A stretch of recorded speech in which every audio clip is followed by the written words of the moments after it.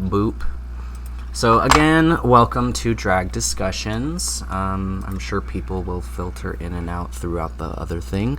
But other than that, we're just going to talk to ourselves. Because that's what we would be doing anyway. But now there's somebody else in here, so let's make sure we can hear ourselves.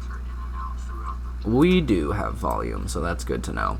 So, today's discussion, today's topic is drag's impact on our lives as performers and entertainers offstage, not just, who we are perceived to be or how we are perceived when we are under the quote-unquote spotlight.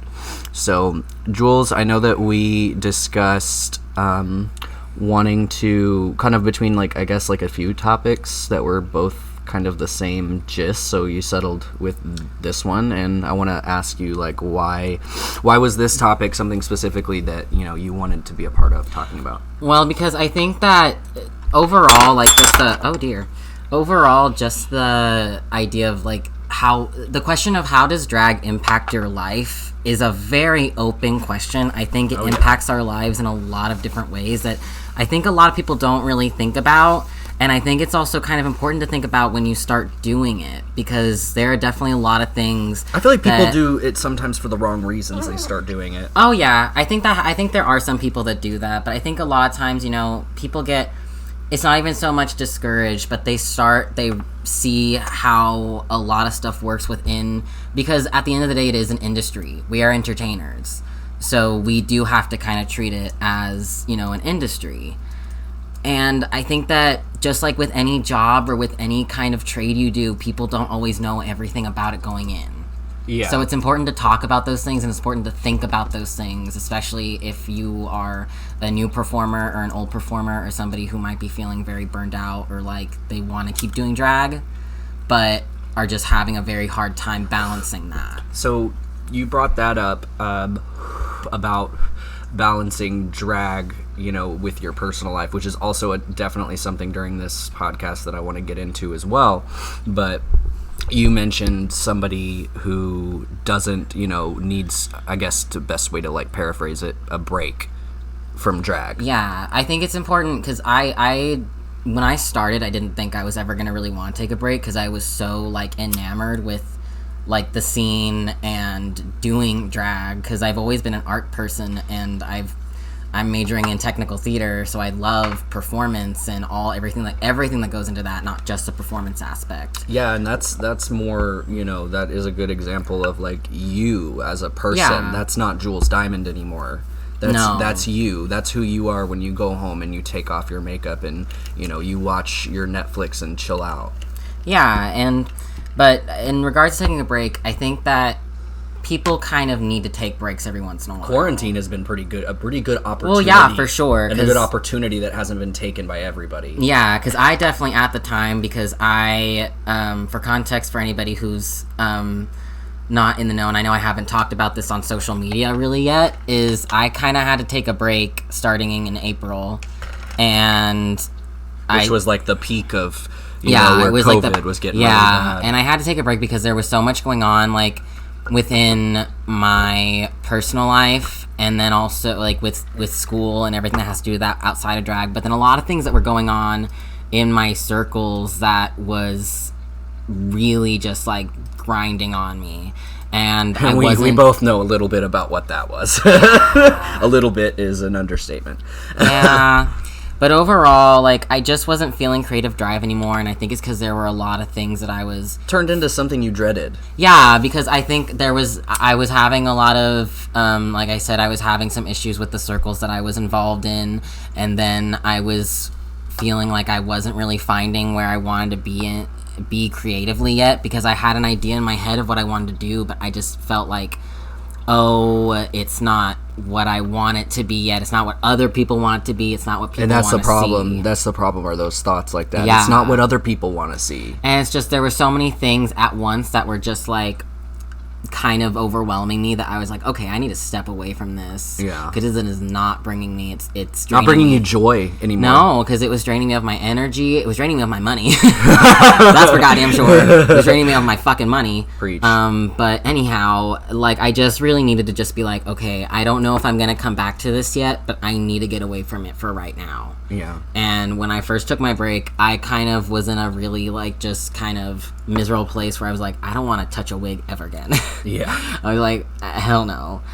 But, you know, kind of as I was kind of taking my time to heal and chill and kind of just get all my energy back and get my life fucking together. That's for sure. Because I needed to get my life together. Because there was so much energy I was putting also. Because that's the thing, too, is drag is so time consuming. Yeah, it takes a lot of dedication. It is so fucking time consuming. And there was so much time that I was putting towards this hobby that wasn't making me very much money either, that I wasn't paying as much attention to school or to work or to myself or to... And that's important, a lot too. of my relationships outside of drag, like my coworkers and my friends from school, I just wasn't hanging out with them very much. So kind of sooner, as quarantine progressed on, and now we're in almost September, but... Fuck, and it's still going on. Yep, it's still going. Just because the restrictions aren't as strict anymore because our government is fucking stupid doesn't mean that it's not, like, still actively going on and still actively a threat.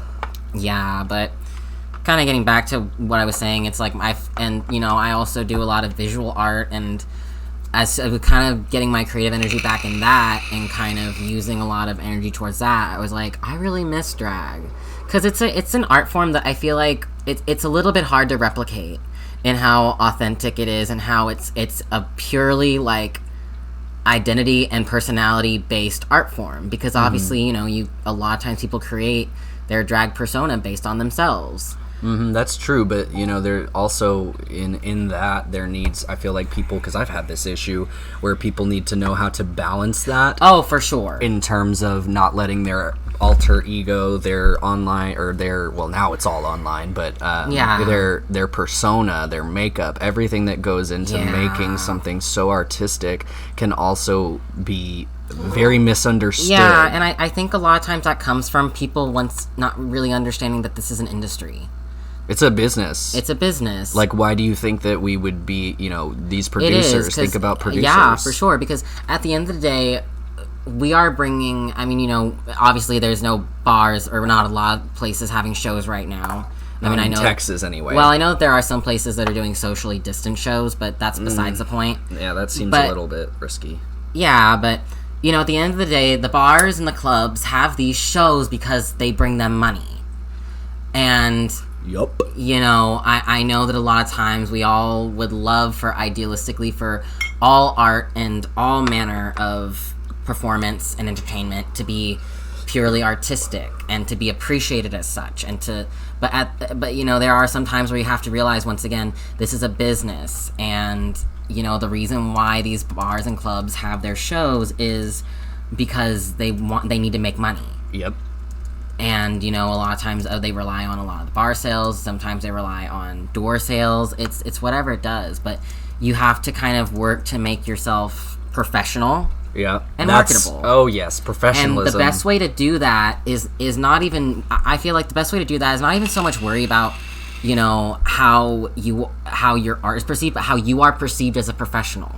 Yep. For sure. And that's funny. That's exactly what Paradox and I, from the last episode, I just read a message from them. But that's something that we touched on quite a bit, was, you know, even though our discussion the topic was based around, you know, representation of, you know, POC, BIPOC, LGBT, trans, all those representations, we still got on the topic of professionalism every time. Yes, because that is something that I feel like is so very forgotten a lot of the time. Is that I think we, you know, like you were saying, it also comes from the persona kind of aspect of it. I think sometimes people kind of let the persona, or kind of let them being in drag kind of be a reason to just kind of be a little bit too out there instead of being professional. Yeah, it's an ego boost. It is, and I mean, I'll no, say too, it is. It is. It absolutely is an ego boost. For me I too. won't say, like, if I'm just getting in drag at home, I spend a long time just looking at myself in the mirror. But who fucking doesn't? Yeah, I mean, there is something to be said in that too about so many like people that I know who have started drag, and myself included, because I didn't start doing drag. I started doing burlesque. You're right, you did. I started doing burlesque, and then I got snatched up by you know who, and then the next day it was like I was this, you know, big, oh my god, who is that? Who's Maxwell? Who's Maxwell S? Like who is that? I want to know where this guy came from. How long has he been doing this? And it's just like I was nobody. Like I was absolutely nobody, but when people looked at my name, they attributed it to my talent. And that is one thing that made me happy to get out of a drag house, was that people would, I feel like, oftentimes perceive me as, you know, number one, not only just my makeup, that's kind of what it seemed like a lot of the time. Yeah. But they would see my, you know, the last name that was attached to me and automatically just be like if I was on stage performing and I just sucked ass, and I know it. I've had performances, especially when I was starting out, where I would get off stage and I'm like, I fucked up. I did not do well. But it's like I don't personally, I don't find any ability to grow from people who just kiss your ass. Oh yeah, no, absolutely not. Because of your associations. That's the only reason. Yeah, but kind of going back to that persona thing a little, because I didn't want to finish that little thought process before I forgot about it. Is that, you know, because as I mentioned earlier, and this I'm saying it because, you know, for people who don't already know, I'm in college and I am majoring in technical theater. I specialize in set design, and a big part of what I learn as a young professional from my mentor, who, wonderful woman, really works hard to make sure that we know what we're getting into when we go out into the professional world, is that you really have to be able to sell yourself as someone who is easy to work with and is, you know, very flexible, especially in entertainment, because you know, that's basically the whole thing. It's a people industry. Oh yeah. And you know, and it is never really ever based solely on what you do, because you can put out like some really badass work, but if you're not a friendly and good person to work with, it can totally tear down your reputation. Oh yeah, absolutely.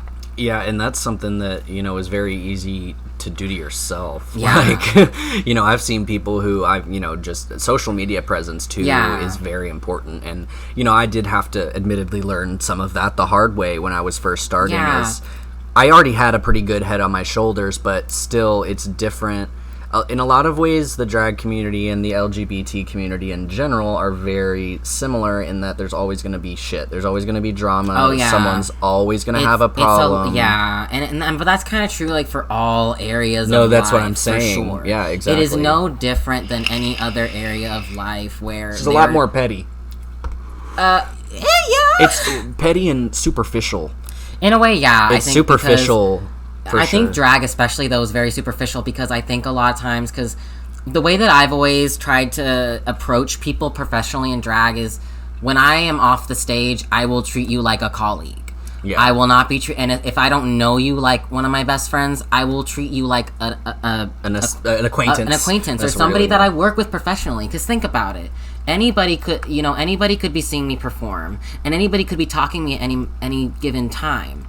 There was one time when I was at S4, and somebody who I'm not really friends with anymore had introduced me to Xochi Mochi, and I didn't know that was them from, you know, Dragula. And I was like, oh my god. Yeah. And I almost, like, sharped myself because I was so worried about how I did that night, because I was like, holy shit, there's someone from Dragula who just saw me perform at this club. But, you know, as soon as I kind of leave the stage, like, and I'm, you know, just talking to people, I try to treat everybody with, I don't know you personally, so I'm not going to judge you outside of what I've seen you do on the stage. Yeah. Because that is what has to be done a lot of time, and that what from my experience working in theater, is kind of what has to happen. Yeah. Because I don't know these people in their day-to-day lives. I don't know a goddamn thing about them, other than they're here and I'm working with them. And they do drag. Yeah. So it's like I just try. And that's the only thing you have to connect with. Exactly. That's not much of a connection. I'm not friends with them. I just, you know, see them at the clubs, and we're all. It's kind of like when I'm at work with my coworkers and I see them in the lunchroom. We all talk very professionally. We talk very kindly to each other. Yeah. But, you know, and that's just the way. But I think that sometimes some people when they leave the stage, that persona stays. Yes, and that's a very good way of putting it. It kind of turns into... It's toxic after a bit. After a little bit, yeah, and I think that also leads some people to turn into some unhealthy behaviors. Which is toxic. Toxicity. I know, but I'm also kind of thinking in some ways of just not being professional when you're out there in the scene, acting a fool sometimes. It goes into a lot of different areas, and of course you're right, it does also get into some much more toxic areas than just you acting like a fool at the club. Like, it does get into some areas where it gets more serious, but that does come where I'm talking about with the personas. I think that you have to have a very big, definite distinction between your professional self when you come off stage and when you are presenting your persona as a performer. Oh, yeah. No, absolutely. And, if you've seen me at shows, you know that I'm on stage, I'm a completely different creature than the person I am off stage. Like, when I get, literally, I mean specifically, literally on the stage.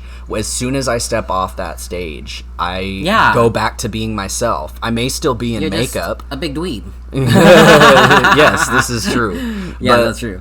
But, that is really the truth of it for me, is that I treat, I have no fronts. Yes, I do understand that, and I do know that in times I have behaved in what mannerisms that people would call fake. Oh, no. I mean, absolutely same. And I think that's because sometimes, and, there are some times where you're just not going to escape fake people. It is absolutely true. But think about it, once again, it's a whole thing with the entertainment industry. Sometimes you really do have to be a little bit fake. And it does suck, but... Because, that's a good, that's kind of the point that I was going to make, is that, being quote-unquote fake sometimes is just not pissing the wrong person off. Just being polite, just being... I think I've definitely, I've definitely heard from people whenever they talk to me at, my old jobs and stuff, they're like, why do you talk like that? It sounds so fake. I'm like, no, I'm just being polite. Yeah, I think that's actually a really good point. But of course there are people that are fake, people, but I do think that sometimes there is, a thing where people... It is true, because I have noticed a pattern of behavior sometimes where people, where they're always whenever they want to excuse bitchy behavior, and I've definitely seen it sometimes with people that are like, I'm not a bitch, I'm just real. Oh, I hate that. I know. I've heard that so many times, and I fucking hate that. It's kind of gross, because it's you don't need to be a mean bitch to be real. Yeah, you don't have to be real. We're being real right now. Yeah. When I talk to people, I'm as real as I can be with that person. Exactly. With that person, and that comes with also hearing about other people in the community and their reputations and having personal experiences that could be negative. It's why you wouldn't want to have a conversation hi, how are you doing? But sometimes that's the best thing to do in the situations where that person is going to read into everything. And I think that comes in. I think that also ties into also kind of how it affects drama and friendships and stuff like that, for sure. We both had experience there. Yeah, because I think one of the biggest impacts that drag did have on me, and I didn't want to get into the negative stuff so quickly. I mean, it doesn't. That's the whole topic, is how it impacts our lives. Well, yeah, and I did talk about how I want to talk about how there are some things that I didn't really think about and expect. Yeah. Is that, so, when I started drag, I came into it thinking, because I was just a young queer person that was just coming out as a trans guy, and... I started for people who know, I started as a drag king.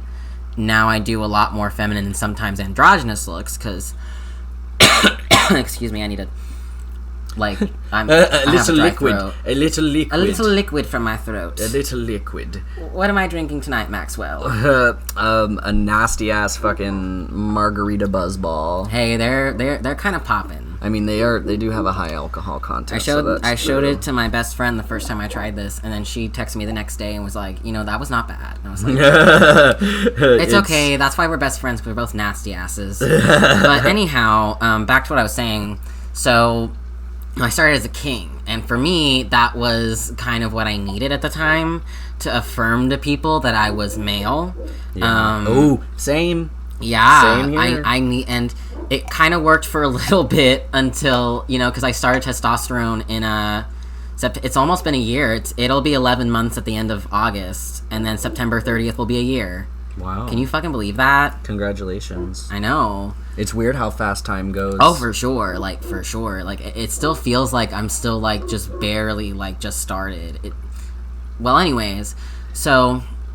Yeah, it trust me, as somebody who's been medically transitioning since 2013, I look back on that now, and I look at the calendar on my computer every day, and I'm just like, holy shit, 2020 is almost gone. And then I know. I do the math in my head, and I'm like, okay, it's almost been, in June of next year, it'll be 8 years since I've been on T, and I look back on, like, the young Maxwell, the young one who still lived in the same house, who used to go into that same bathroom and look in that same mirror and push my chest apart. Big mood. And look at myself, pre-transition, pre-hormones, look at myself and just hope to see something else. Oh, yeah. And not being able to see it, so getting discouraged because I felt like I would never be able to see it. Like, it would never show itself there. Mm-hmm. But then when moving back into the same house, it was a really weird experience walking up to that same exact mirror and looking at myself the way that I never thought I would look 7 years ago, 6 years ago. And definitely when I started doing drag, like, for me it was a way that I had never seen myself. It was a way, because, like, when I first started, I was pre-T, I was just coming out. I didn't even come out to my mom until after my first show, actually, thinking about it now. Yeah. But, you know. It takes everybody moves at their own pace, too. Oh, yeah. Because, like, I mean, you know, I've talked to you about how I knew, like, in high school, but I just was not in a place where I could really express any of that the way I wanted to. Safely, at least. And I was also super mega in denial. I I feel like a lot of people in the LGBT community can relate to that.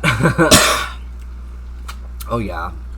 But, funnily enough, it was kind of weird because then later on, probably this was about December, the first time this had happened to me, where I was standing with a friend of mine who is a cis female, or somebody I used to be friends with, who is a cis female queen, and this guy was talking to us outside a club one night, and he said to both of us, not just to her, but to us, you know, I feel like there are not enough lesbians in the drag scene, because she was a cis female lesbian. Mm-hmm. But he automatically assumed that I was also a lesbian. And I was like, sir, I'm a man.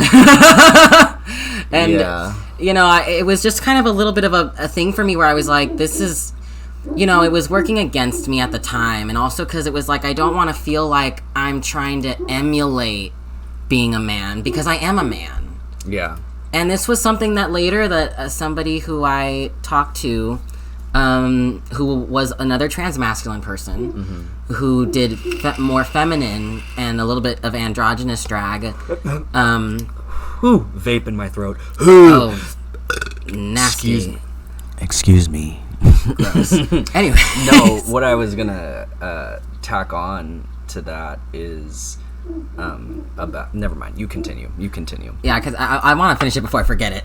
Continue. But so we had been talking, because I was talking about how I wanted to kind of take my drag into a new direction, and I had kind of started experimenting a little bit with more feminine drag, and it was something that they kind of, I will say this about them, is that they kind of helped me feel a little bit like, you know, oh, that's kind of, it was a little bit of a wake-up call and something that I needed, because this was at a time where I had just gotten out of a relationship that made me feel very shamed about myself, and I was very insecure.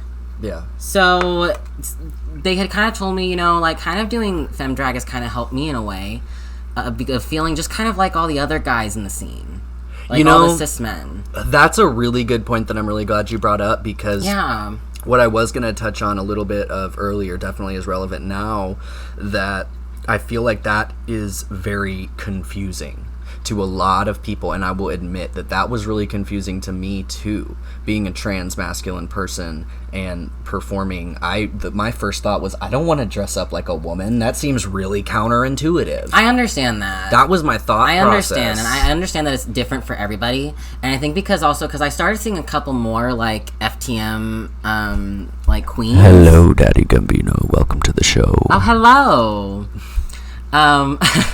But they're like, so Draggedy Ann Black, for example, who's somebody that I really like as an artist and is open about about his transition on social media, and I think actually got top surgery I think a couple months ago. I did not know they were trans. I don't follow them. Maybe I should. Well, I don't follow he's them. talked about like being on T and then also getting his top surgery. Yeah.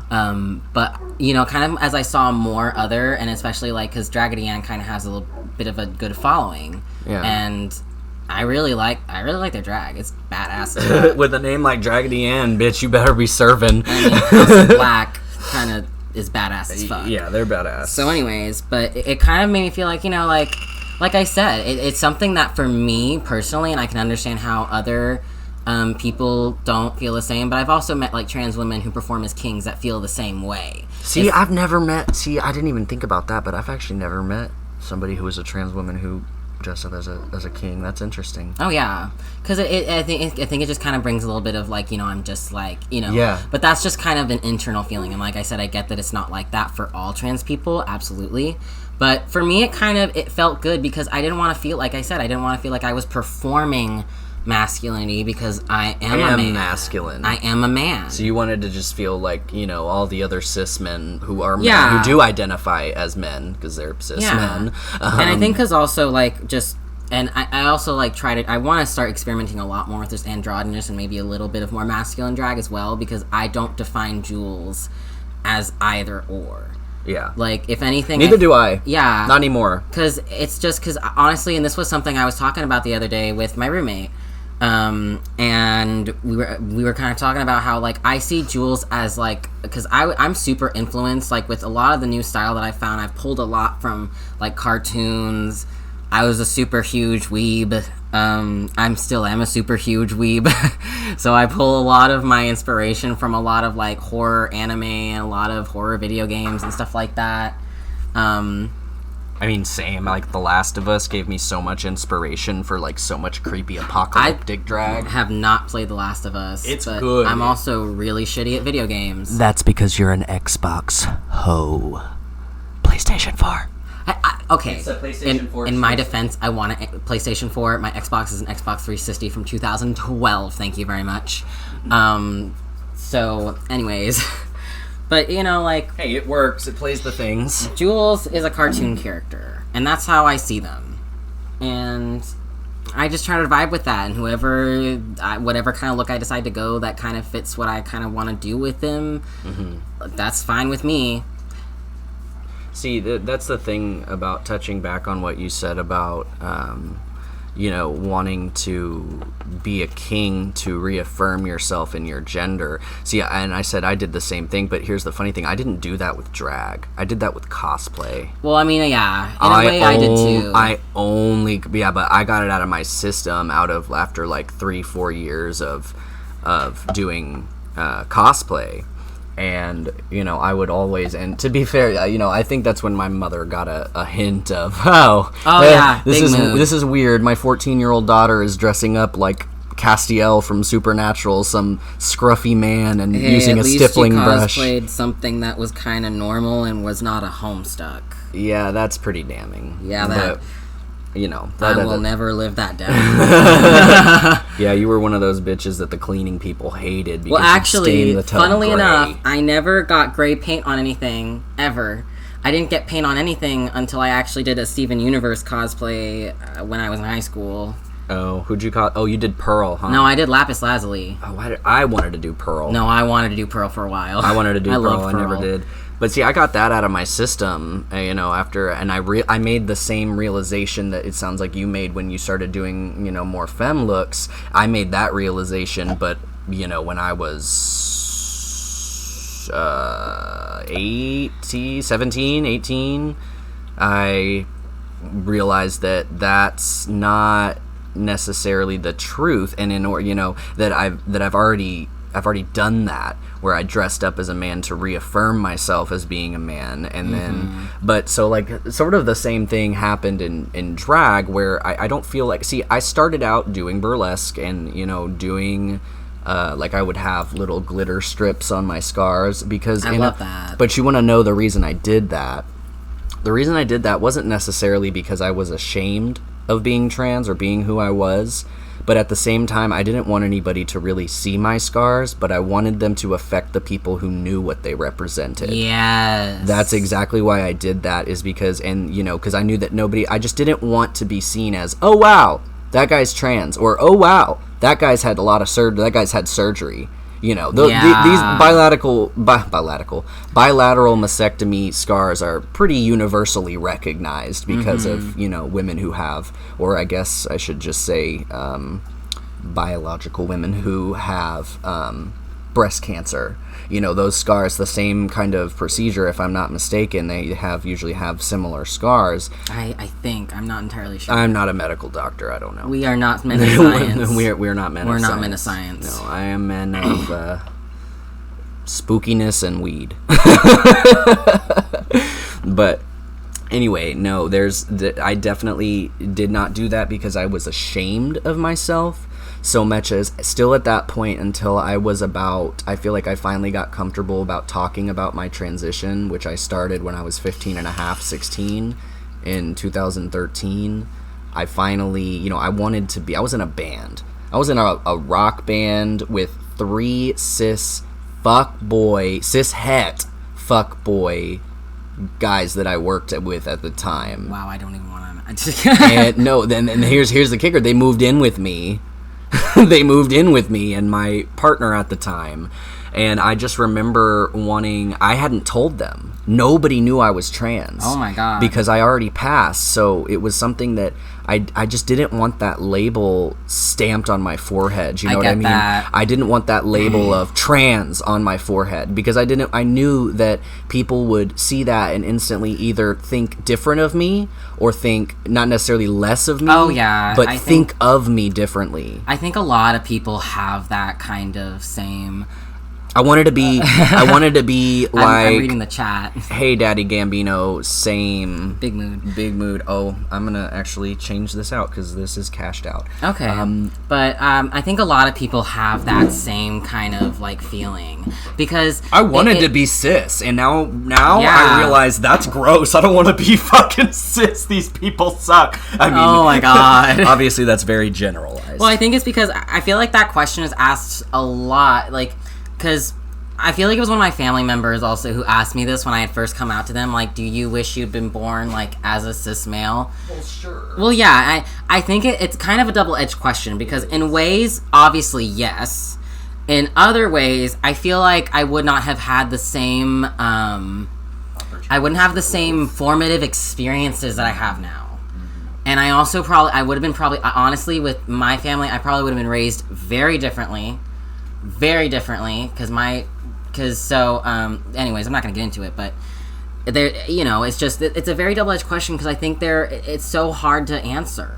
Yeah. And everybody has a different take on it. Daddy Gambino has said, being cis and straight is so fucking boring. Preach. No. I think that is kind of the sad thing sometimes, is that I feel like a lot of LGBT people, we have to go through a lot of hoops a lot of the time. So we have very different, and like I was saying, different formative experiences than people who are cishet. And it all comes down to experience and impact. Like, not everybody is going to have the same kind of ways, and it's hard to understand people that have different experiences than you, but it's impossible. It is. Well, it really is. It's not impossible to understand, but it's impossible to understand on that you can relate level. Oh yeah, it's impossible because you haven't had those experiences, so you have to be as empathetic as you possibly can. Mm-hmm. And a lot of people aren't very good at that. They're not very good at empathy or sympathy. Exactly. I feel like not very many people anymore have any kind of like really empathic or even sympathetic ability. Yeah. Because, you know, especially those ones that you were talking about earlier, you know, we all know who they are. It doesn't take a fucking rocket scientist or a psychologist to see people, you know, to analyze their behavior and shit. Yeah. But, you know, you end up kind of noticing that shit. And you know, I do want to eventually get to some. I think we have gotten to some good impacts that drag has had. Well, now is the perfect time to get into it, but for sure, I do still want to talk about, you know, some of those. Ember Davison says, Ozzy says, "Hi, Gunkles." Hi, Ozzy. I love you. I miss you, sweet child. We miss that little bear so much. He's such a good boy. I try. We're reading your comment now, Daddy Gambino. Not that I can choose being gender fluid and being able to be called ma'am and man just made me feel so acknowledged and understood. Hell yeah. See, and that's also something that it's like I myself, I feel like I took one of those gender spectrum tests the other day. Oh, I remember you was on Facebook. Yeah, and it was funny because it said I was androgynous. Like, that was where my gender expression fell, because it wasn't sexuality. It was, well, not sexuality. It wasn't your gender. It was like it's how you express yourself. It's how you appear on the outside, I think, is what your style, I guess, for lack of a better word. And I got androgynous, which I was like, yeah. Mine was kind of around there too, but just like a little bit more. Because see, like most of my dysphoria that I've had, it, like came from my body. Like as soon as I hit puberty, I was like, this is wrong. This is not, something is not right here. Yeah. And I couldn't figure out what it was because I didn't have a word for it for so long. But, you know, and also because I was very in denial because I was like, and also because I just had, who the fuck is not insecure and sad in high school? Yeah. If you were not insecure and sad in people. high school, were you no. Did you even go to high? I mean, I didn't go to high school. No, you did not go to high school. But during my high school, I'm very jealous. During my high school years, I was definitely very sad and insecure. Yeah, because I mean, God, I just like high school is just a whole fucking thing. And high school, aka, did you mean the drag scene? I hate that you said that. Because I didn't even go to high school, but when I experience, you know, the fucking drag scene, that's all I think. You know, I thought of something the other day. Huh. I really did, because think about it. A lot of us, especially in Texas, both of us are in Texas, and personally, I went to high school in Northeast San Antonio, Texas. And San Antonio overall is a pretty chill city, but northeast side, Stone Oak, there's a lot of white Christian cishet people. It's the Highland Park of San Antonio. Yeah, for lack of a better. Stone Oak is something else, for real. But anyhow, I don't feel like I really got like a very good high school experience, and I don't think the other kids that I went to school with who were queer did either, because there weren't very many of us. Yeah, we're often the minority. And also, I think for people, and I also because there was maybe me and maybe one or two other kids that were kind of questioning our gender at the time. Mm-hmm. But I feel like nobody took me seriously because I had a lot of things going on. You know, I actually saw one of my classmates that in 8th grade, that was the last year of like public school that I finished before I dropped out and just tested out. One of my friends, I saw them at a drag show. I went to New York with them on a theater trip in an excursion, theater excursion with. I loved my theater excursions in high school. That was one thing I liked. And they and their mom, we stayed in the same hotel room. So like the whole school went there. Our parents had to buy our plane ticket or something, or just pay for the entire trip, but like obviously not the full price. Yes. Just enough money to contribute from each student who wanted to go, blah blah blah. And I shit you not, I was at a drag show last year, way before COVID hit. I believe it was at Golden Boy Coffee. I love Golden Boy. I want to say that's where it was, but I recognize them. But here's the thing. Here's what's weird about recognizing trans people, I feel like. Because I feel like as trans people, we're pretty good about, quote unquote, seeing our kind, you know? And it has nothing to do with whether you pass or not. It's like something like some pheromone that we can I think it's because out. We can all, I feel like, you know, obviously trans people can relate to each other in a way that we know what to look to cis for people. Yes, because, you know, like I love our cis allies, but I know, and I've heard this even from people who are cis, they're like, I can't understand like how that kind of stuff, like dysphoria and things like that, and the experience feels. They can. And it's right, because they really can't. Because it is something that is just very hard. I feel like it's hard to describe just even verbally for us. And even if I've been asked that question on how to describe dysphoria and how to, you know, explain how I felt growing up as a, you know, 12-year-old who was already super developed and prey for old creepy men. I looked like I was 21 when I was 14.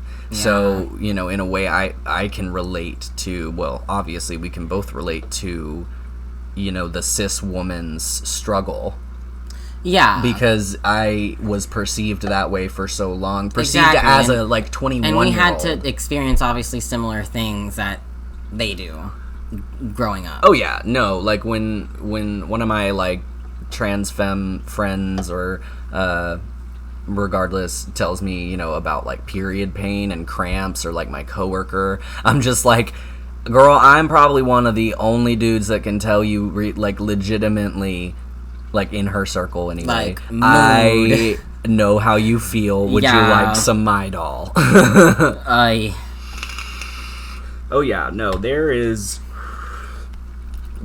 so much that we can take away from our experiences to help, enlighten. My coworker, she unfortunately made the mistake of telling me that she was voting for Trump, and the words that she used were, "I'm voting for the evil we know." And I took a very calm approach. I wanted to just be like, what the fuck, but I get that. I sent her a bunch of articles and I was like, can you explain this to me?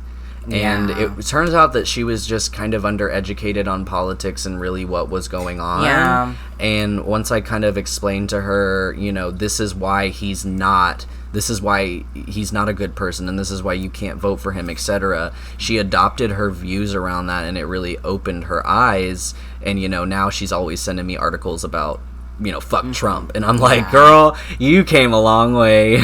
Well, here, I'd like to read what Daddy Gambino had to say. It's hard explaining it, then people think I'm faking it, because one of the parts I can't read. It's a parts typo, of my good. experience as being a black woman, because people regard me as that, but it's just so hard for people to understand you on just a brain representative. I totally get that. It is definitely I feel like there have been a lot of times, because to kind of give a little background about how I slowly kind of came to terms and finally came out as a trans man. Was because I was in a place for a very long time where I was like, I don't know if I can come out as a man, because I feel like I will be so much.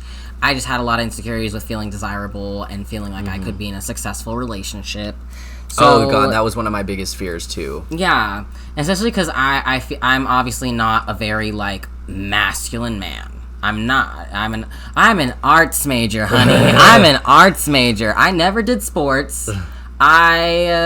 Yeah, but, I feel like I'm spinning around in a tornado and yelling, big mood, because when I was in high school and I tried to kind of explain to people, and I also, now my mom is a lot more chill, but when I was in high school and starting to question myself, she just didn't really get it and was not very willing to listen.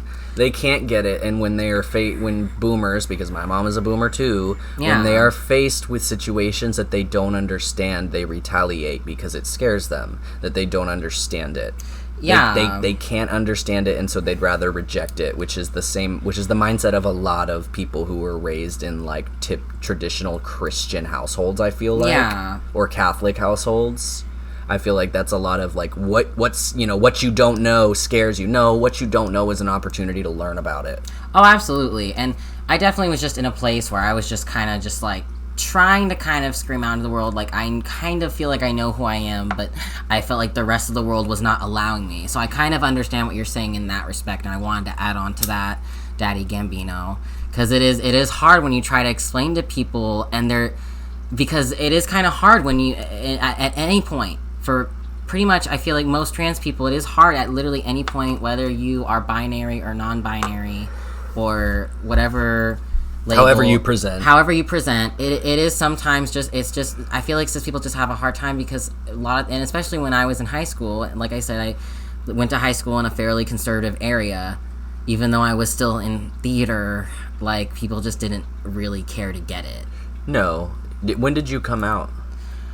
I kind of came out as I think it was I was non-binary. I used that label for a very long time because it was just kind of what felt right at the time, because I felt like I kind of had to, I think that there are other people, I've met other people who have had that experience. I know it's not universal, but and then finally I kind of came out officially and wanted to go on T and actually start presenting as a male my freshman year of college. This was probably a year and a half after I graduated high school. Wow. And I had stopped being friends with a lot of those people.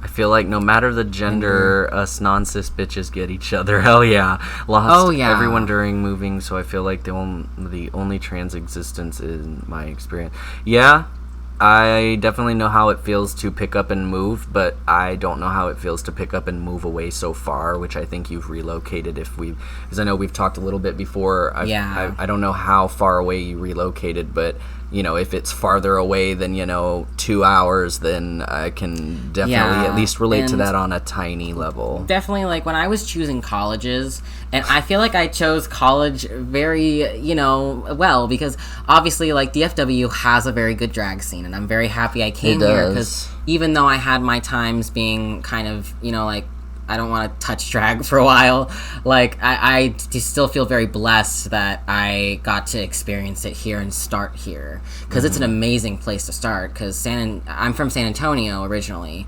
and it's kind of harder, I think, to get into the drag scene, especially for alternative drag artists. But well, yeah, because when people think drag, especially your typical cis gay community, it's the shock factor of what we give off as performers that is very surprising to them. Like, I feel like if I did traditional, what most cis men do, which is just queen drag, I feel like I wouldn't turn a single head, because that's not me. It's not you, it's not authentic. And I feel the same way, because like obviously like I kind of it took me a long time to find my style. Like I didn't just find it out the back, and I kind of had to think about it, and then I did a total 180. And then when I started doing that, people were like, what the fuck is Jules doing? Yeah, like something different? Something different? Gas. And I think people also liked it because it definitely felt a lot more authentic. Yeah. I'd like to go back and read more of what Daddy Gambino has to offer to the discussion. Being black and trans is so fucking hard, especially when you don't want to go on any hormones. I live in Brampton. I actually don't know where Brampton is. Maybe you can also kind of tell. I think it's Canada. Oh my god, Canada. I don't know. Correct me if I I'm barely just dumb. see any kings or queens that are out here where I live. It's usually white people. Okay, so yeah, that's probably Canada.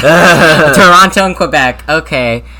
Oh no, yeah. And I think that is a thing too, is that I think, well, I'm white passing, but my mom's side of the family is Hispanic, but I'm so pale. Yeah. So I understand that I don't have the same experience as obviously my brothers and sisters that are that obviously are not pale as fuck. Yeah. Or are also like or even immigrants or something like that, and even also other people of color. Obviously, I know like drag definitely has a much different impact, and also it's kind of hard to kind of see a lot of that representation. Yeah. And that was what the last episode was about too, was about the lack of representation. Big ass Canadian over here. Okay, confirmation is confirmed. Love that. But to go back to, how it's impacted our life, like we were talking a little bit about, separating yourself from your drag persona, and I feel like I think we mentioned a little bit earlier, like for me personally, I feel like my personality and my individuality as the person underneath Maxwell, like the person underneath all of the makeup, I feel like that personality is lost on so many people who take no initiative whatsoever to get to know me as a person. And, instead they hear what they hear through the grapevine, and then they look at me and they're like, oh, he looks scary as fuck, he must be terrible, all these things must be true. I hear so much shit said about me from people that I haven't said more than maybe 5 words to, or seen, in 5-second interactions at clubs, yet they form these opinions of you. Yeah. They form these unfair, inaccurate opinions about you, and before you know it, it's like you have a fucking mob on your ass. Yeah, and I think that comes in a lot of different forms, where when I first started, I feel like people didn't take me very seriously, because I was just very polite, and I was very, like, I wasn't obviously in a place yet where I was very experienced, and I wasn't super great. Because I'm not... Nobody's good when they start out. No. Nobody's great. I had a lot of moments where I was like, I could have done better, or it was definitely not on par with what I wanted to do, especially when That's how you learn. Yeah, and I think people didn't really take me seriously for a long time. And now I think there's kind of been a little bit of a 180. Where people are starting to take me seriously now that I've come back, and also I've found my style. Yeah. I mean, I still have a lot of stuff that I would like to do because I barely just came back a couple weeks ago, and I haven't really done a lot yet. But I think some people kind of are like, oh, well, shit. Yeah, and, I took one of those breaks after I was in the Queer Off in Dallas. I was just ready to go at that point after during that competition. It was like I had seen people in the back room have mental breakdowns, and I had mental breakdowns, and I'd seen my partner at the time have a mental breakdown, and I just noticed how much like all drag in general and the pressure that we have on us to actively be perfect all the time, it affects our personal lives so much in that it's like we as people are affected as soon as we leave the venue, because then we are still treated as our personas. I'm still treated like that scary demon bitch. Like, don't talk to him. He's a this, he's a that, he's a this. And it kind of goes back to what I was talking about earlier with there needs to be a separation of professionality. You have to know that people are not, first of all, it's not even just so much separating yourself from your persona, but also separating people themselves from the persona. Like, the way you perceive other they believe, people. Honestly, I know, we both know a couple people who, they are the same person on and off stage. So it's like they get on stage and they're this bad bitch, they're this, oh, that's really entertaining, like, you're a bad bitch and you're roasting all of us in the audience. That's so entertaining. Like, that's a great personality to have on stage, but as soon as they step off, that personality doesn't go away, and then you're left wondering, like, okay, like, I know who XYZ or whoever is, but like, who are they as a person? Who are you? Is they somebody that I want to associate with? Is it somebody that I want to work with? Yeah. I'd like to really quickly read Daddy Gambino's next comment. Thank you for inviting me to chat. I'm so proud to be representing although black and queer people of color in the Toronto and surrounding neighborhoods. I still feel very amateurish. Made some drag queen friends in my neighborhood and hoping to listen to all their guidance. That's a very good initiative. Yeah, for sure. And like, I feel like everybody still, I mean, even though, because my drag anniversary was in April, I've only been doing it for like a year and a half now, but it doesn't matter how long you're doing it, you're always learning, you're always developing yourself artistically, and I think that's a big thing that I feel like people feel like they need to be good right off the bat a lot of the time. Yeah. Because people come into it. And they get discouraged when they're not. Yes, because here's the thing, is that, and I was talking to somebody else about this, it's like, you have to, when you first start doing it, don't expect yourself to just immediately be getting into it like as it's going to be your full-time career. Yeah. I see a lot of That's a very misleading belief to have, though. Some people do believe that, and then they get pissed when they're not magically famous. I know, and it sucks, because it's like, then that discourages people from continuing in it. Or even trying it at all. Yeah, and, I definitely already even see, like, some queens that are in our area that have or quit school, and I feel like if you are in school and you decide to quit drag, stay in school, or if you're in school and you're doing drag, don't quit school. Yeah, don't don't quit school. Don't quit school. Please don't. That is something I have. Trust me. You don't think you're going to make as much money as you think you're going to very quickly. I have my second drag show in about a week. TW? Huh? I finished this whole buzzball. I can't read right now. I have my second drag show in a week. What do you mean by TW? Could you, like, trigger warning? Like, the only thing that I know for trigger, like, TW is trigger warning. Tell me any tips to get through it and any way to tip a performer and giving me help. Oh, yeah, sure. Cool. And I think that's also part of what I kind of wanted to do with this topic is, like I said, I definitely have had a couple people when I started, because, like I said, I started as a king, and there are not very many kings in Denton, Texas, and overall in DFW as a whole. There are some, but you get my point. It's just not as populous as a lot of queens, and the alternative drag scene is even smaller. Yeah, yes, it is. So small. But and I had a couple different people after I was in some shows at my school, because my university does drag shows on campus, and I think that's a great way to kind of show it to people, because it's a great, because my university, I'm very lucky that we have a very good LGBT support system, and that's why we're able to have those drag shows. But it also helps a lot because I had people who would ask me, I want to do this too, how do I start doing it? Oh, I've totally had that and it's definitely like there is so much you don't fucking realize. But of course, also, first of all, congratulations on getting your second show. It was very hard for me to get to my second show. I didn't get to my second show until maybe, I think, 3 or 4 months after my first show. But overall, I think the biggest thing is to just not compare yourself to other people. Very hard to do. That is so hard to do, and it takes so long to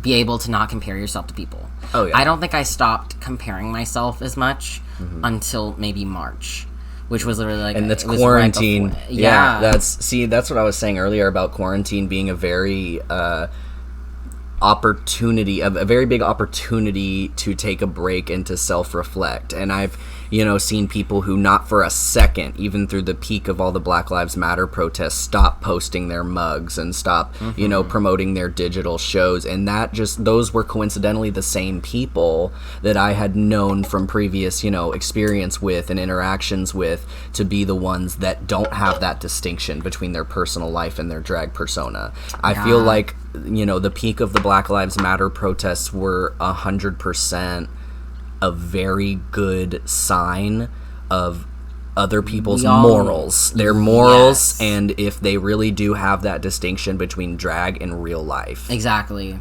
But kind of going back to kind of comparing, we were saying earlier, I feel like so many people feel like they need to be so good right off the bat. Yeah. But it's not going to happen. No, it's not going to. First of all, it's not going to happen. I mean, you'll be good. Like, yeah, if you can feel, you need to. My advice to that question is, number one, like Jules said, don't try your best not to compare yourself to people. And when you find yourself comparing yourself to people, ask yourself, why do I think they're better than me? And now this advice is not to say copy them, but you can take inspiration from people. So if you start comparing yourself to somebody else, it's a good idea to mentally kind of take a moment to yourself and ask yourself, why? What about them? What about them as a performer and as a person am I envious of? Yes, and I want to add on to that before I forget, is everybody has different skills and different things that they're good at.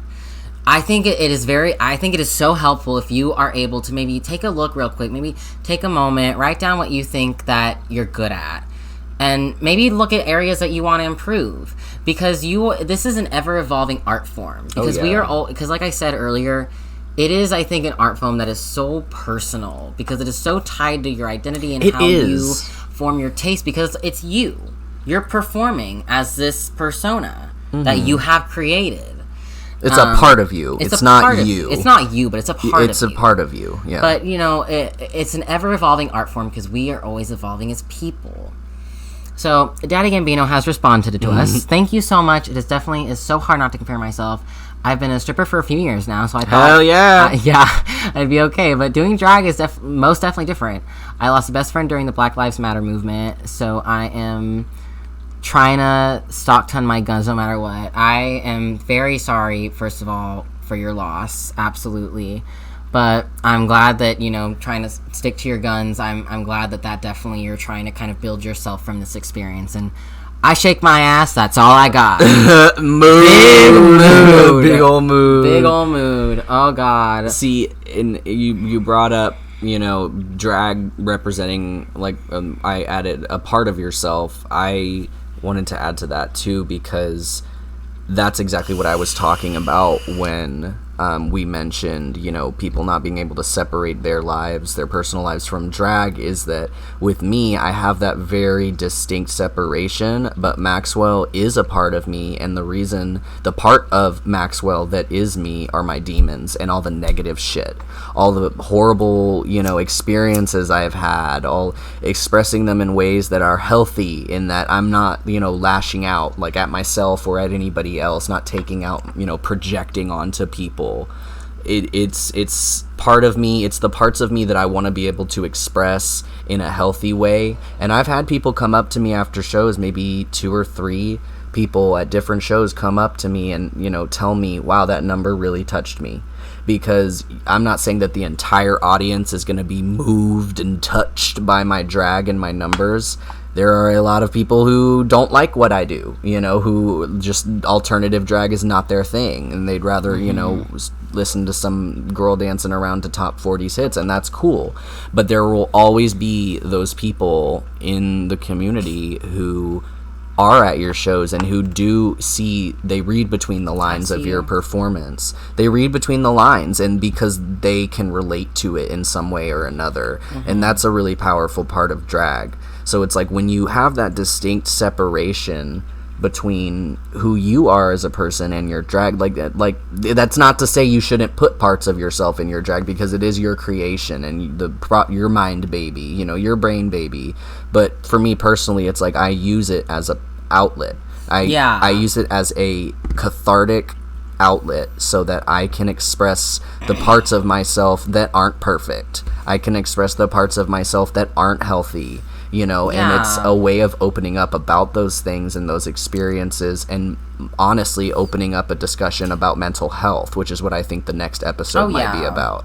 And for sure, and I think that is kind of like one of the most best things about drag, is that everybody has a different way of using it as a tool, not just for artistic expression, but just to release their egos, to it's an ego boost. Definitely people that I've talked to just can't let it go to your head. Who are more pageantry drag people, they're like, I just like to go out and feel pretty, and I totally respect that. You want to go out and feel pretty, you do that, boo. You absolutely do that.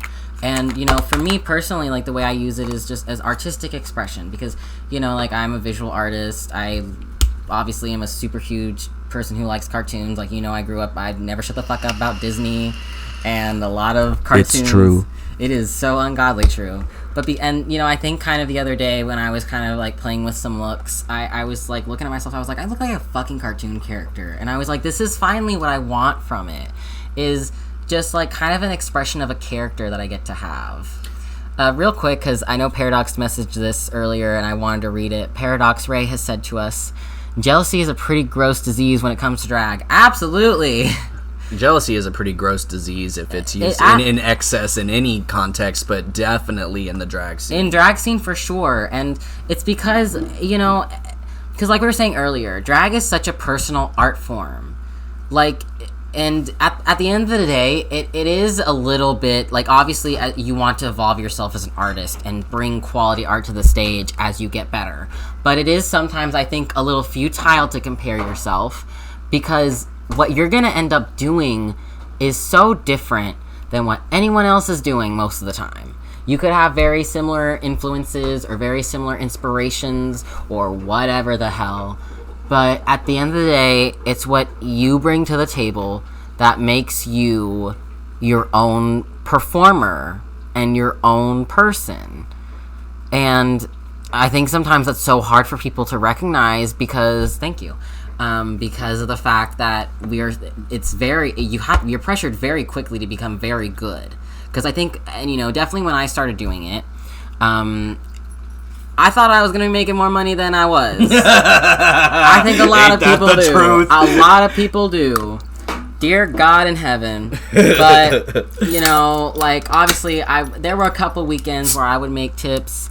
Good shows and bad shows. Good shows and bad shows. And then there were a lot of times where there were a couple different times where I didn't even get paid for a show I was supposed to get paid for. Oh yeah, and that's we're not going to go all the way back to that discussion of professionalism, but that's another aspect of professionalism that's seriously lacking is pay your fucking performers. Pay your performers, especially if you promise them something. I have been gypped on pay if you have paid other people in the past and then just I think sometimes I've had moments where people have had me in shows and then thought they didn't have to pay me because I just agreed to take the role. Because you were new. And I was new, but that's kind of fucked up. Like, obviously, pay I think you're not, that's when you see into their mindset and you see that they think a lot less of you than you would like them to. Mm-hmm. Because they see you as you need the exposure, which might be true, which might very well be true, mm-hmm. but you're still giving them a service and they're expecting you to do it for free because you're new. It's kind of like an internship. And that's cool. Yes. That's cool if you advertise it that way. Even my internships for my college degree pay us. Yeah, oh shit. No, and I'm a theater major, y'all. They pay us in our internships. That's and theater awesome. Doesn't make a lot of money. So Daddy Gambino asked, have y'all ever felt stuck or embarrassed on stage, and how do you overcome it? Can I tell the story from your, because this is actually from your benefit show, because this is so fucking relevant. Sure, go for it. Be as raw and truthful as you want. The first time I ever met Maxwell was at, so last year he had, like, a big surgery because you were literally dying. And I got a pig heart, motherfuckers. Yes. So a friend of ours, Aria Inyet, I love her. Oh, she's amazing. I love her. She's so sweet. But she had decided to put on a benefit show for Max. So we could also. We raised a lot of money. Oh no, I remember. We raised almost $300. I had just got adopted into my drag family at the time, and she had also at the time been in that family. And she asked a bunch of us, she asked me, do you want to be in this show? And I was a new performer, and I had already seen Max's stuff, and I was like, that guy's badass as fuck. Of course I want to be in his fucking show. That guy almost died? What? Well, yeah, and I was like, oh my god, he almost died. What if I did die? And also, because at the show, when Arya was talking about you and talking about her nephew, and had mentioned, because I had no idea that you were another trans guy at the time. And I was like... I do remember her talking... Yeah, I started a blog. I went, holy shit, because I was like, this guy's doing exactly what I'm doing, and he has had a similar journey to mine. So it was like, holy shit. But this was my third performance. This was my third performance ever in drag. And I was going to be performing a song that I had known since the 8th grade. If y'all listen to Mindless Self-Indulgence and know Evening Wear, like, give me a thumbs up in the chat. I love Mindless Self-Indulgence still to this day.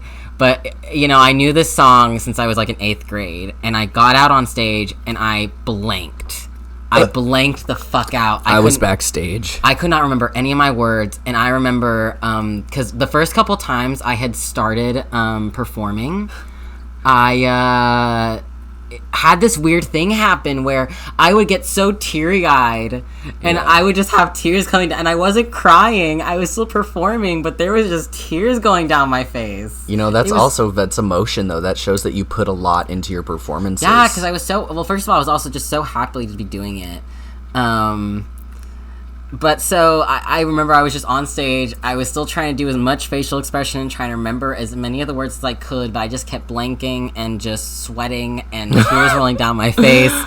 And I went backstage and I just sat and I was like, but it happens. I came out and gave you a tip right halfway through your number. I think you did. Because I was getting ready. But I remember later you came out and I like I said, I thought you were super cool. Yeah, cool. At the time. Cool. Well, because I was a baby. I was a baby drag. Sexy, hot, sexy man. That too.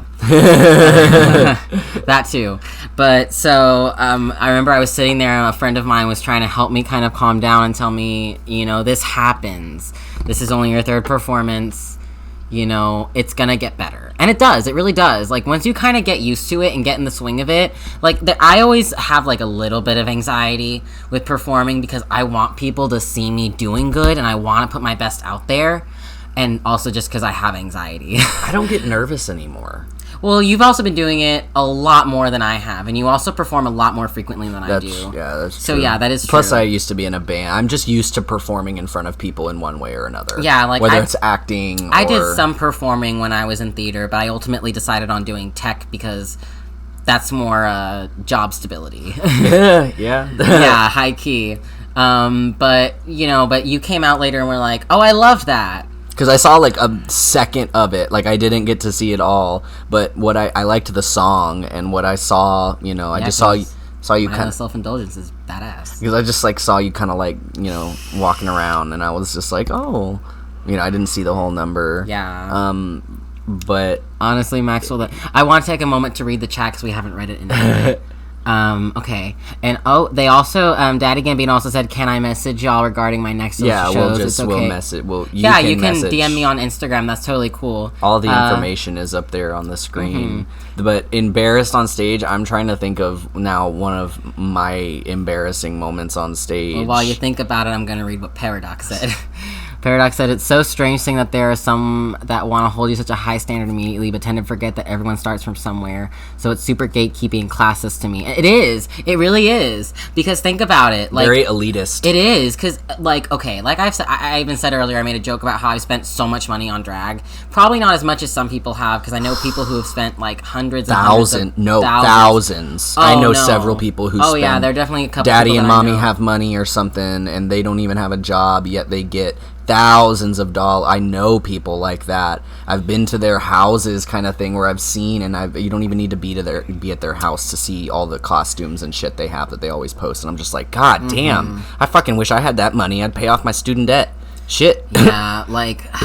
Excuse me. And me. because, like, you know, like I said earlier, everybody has different strengths. For those of y'all who don't know, my roommate is Juana Velez, and she is a fashion design major at UNT, and she makes all her costumes herself. That is one of her big strengths, is that she is a very talented seamstress. Mm-hmm. I don't know how to sew for shit, so I buy all my shit on Amazon. But I think that definitely one of my strengths is that I have an eye for aesthetic, and I feel like I've definitely leveled up my makeup and found a style that works for me, for sure. Mood, if you couldn't tell. Big mood. But now, okay, embarrassing moments. So, I feel like I've blocked them out. Like, honestly, I feel like I've blocked them out of my memory because they were so bad. Because I know that I've had some really embarrassing fucking moments. But big mood. Oh, there was one time, and this isn't even the most embarrassing. I think that one was so traumatizing, Daddy Gambino. I think that one was just so traumatizing that I blocked it out of my memory entirely. Oh. But there was one time that I did a backbend at one of the bars here in Denton because I was booked for the show, and I was doing one of my little exorcist backbend walks, and I was really drunk. They put me towards the end of the show, and I had had enough drinks to walk out on the stage and just be like, well, here goes nothing. You know, just like, well, and I did my backbend, and I had so much to drink that my arms collapsed underneath me, and I hit my head on the ground. Yeah, I did not turn 21 until July, so I've never had to get drunk at a venue. Yeah, no, this was shortly after my 21st birthday when I got out of the hospital, I think. You were like, let's go. Yeah, and I hit... Yeah, okay, so you know what? I probably wasn't as drunk as I think that might have been another time, because I wasn't even drinking at that point, because I still had my IV in. I performed at the Nines literally a week after I got out of the fucking hospital. And I did the splits twice, and I remember, like, it was like Thunderella, that person, and and a couple other folks that we know. They were all there sitting and watching, and every time I did a split twice. And keep in mind, y'all, my incisions were like just barely healed. God. And I still had my IV in my fucking arm, and I wasn't supposed to perform. It was just a benefit show for me to come and watch, but I wanted to get back on the stage so bad. And I remember putting on my heels and, having trouble walking up the stairs in the back room of the Nines to get to the fucking stage. And I just went out there and I did fucking Poison by Alice Cooper, and I did the splits twice. I even pulled my IV like out of its bandage. I hate that. I hate that so much. I didn't take it out of me. I just like pulled it out, I unwound it. It wasn't like I took it out of me, but like I used it for like effect. Because it was like, I don't wanna break these chains, and that's when I like pulled my IV tube out. Okay, let's not talk about needles anymore. I have a thing about it wasn't had nothing to do with needles though. It was just the tube. I'm having the image in my mind. Okay, we'll move on. I get that. I got certain topics. Let's take a look at the chat. Well, I didn't. Okay. Know your worth. Yes, absolutely know your worth. We were talking about that earlier. We read the street cred. One of my legs is always busted. LOL. I always do a nice crawl. Mood. See, and that's another thing, like, that time when I did that back bend and, I busted my head on the ground, I just pushed myself right back up and I kept going. What I hate to see the most, and I don't even like to use the word hate because that implies that I have some, like, distaste, like, when I see somebody do it, I'll just be like, ooh, and that's not necessarily right. But one thing that frustrates me, is a better word, I guess, is when I see a performer fuck up. But we all do it. I've done it several times. We've all done it. But when I see a performer fuck up and then just freeze up, that's what I did when I was at your bench. But it's not. But there's more to that. Not just freeze up, but freeze up and get angry and give up. Mm-hmm. There was somebody at the Queer Off, one of the contestants there, who knew that she was losing the lip sync battle, and then she just gave up and she just stopped. She just fucking stopped, and I just remember being so disappointed in her. And then she started, like, walking around going, she won, just stop the game, she won. And we were all like, no, girl, keep going. Like, at least have fun. That's the best advice that I can give you starting drag, is that you need to try as hard as you can to remind yourself, this is a hobby. This is something you do for fun. Have fun, because if you're not having fun, if it's causing you, and I learned this in the Queer Off, if it's causing you so much stress and emotional distress, and not to mention robbing your bank account and putting you in even more, stressful situations, like financially, it's not worth it. Because you're no longer doing what drag, I feel like, should be about, is to express yourself. To express the sides of you that you don't feel maybe comfortable or don't feel ready to express without the makeup on. Because our makeup is a mask. That's what it is. Think about it. We as people without our makeup on, off stage, just as people, have an idea. There's a song that we hear and speaks to us. And we're like, I want to do a drag number to that. Like, oh my God, let me put that shit on repeat because I have ideas now. There is a reason that those songs speak to us as individual people. And even with, even with pageant queens and stuff like that, they feel that there's song still in a song. Way. Yeah, no, they feel it in a so much different way than maybe we do. Because obviously my thought ours process, are usually a lot more like, a little more story driven. I think. That's how I do sometimes. Yeah, I can feel that, but not necessarily just story-driven, but more emo things in the alt scene, because we've got, and I feel like, hey, you know what, this is obviously kind of a generalized statement, I don't mean this in a bad way at all, but I feel like we were talking about earlier about how cis people just don't have the same struggles. Mm-hmm. There is such a deep contrast between, like, because I feel like a lot of the alt drag community is trans. I think so too. Yeah. Think about it. Now that in our communities, in DFW, I think so too. Like a lot of trans and non-binary people, yes. For sure. And that's. And people that have probably, like, a lot of people that have come from a lot of different backgrounds. Yeah, so we have those dark histories to play on. Why do you think we have trauma? Yeah, it's trauma. Like, why do you think we express ourselves in the way that we do? Like when I was an emo kid, when I was 12 years old and cut all my hair off and used entire can of fucking bedhead on my hair every day and straightened it. And I looked like Andy Six. Like, I don't remember. Knives and Pins, Andy Six from Black Veil Brides. I didn't listen to Black Veil Brides. I'll pull up a picture. I'll pull up a picture of him so that you can see him. This is... See, I was more of like a little bit of a scene kid emo because I know that like Blood on the Dance Floor is canceled now and for very good oh my god. Yes, this is... I'm gonna put it on the screen. We're looking at the picture right now. I did not know what this gent looks like.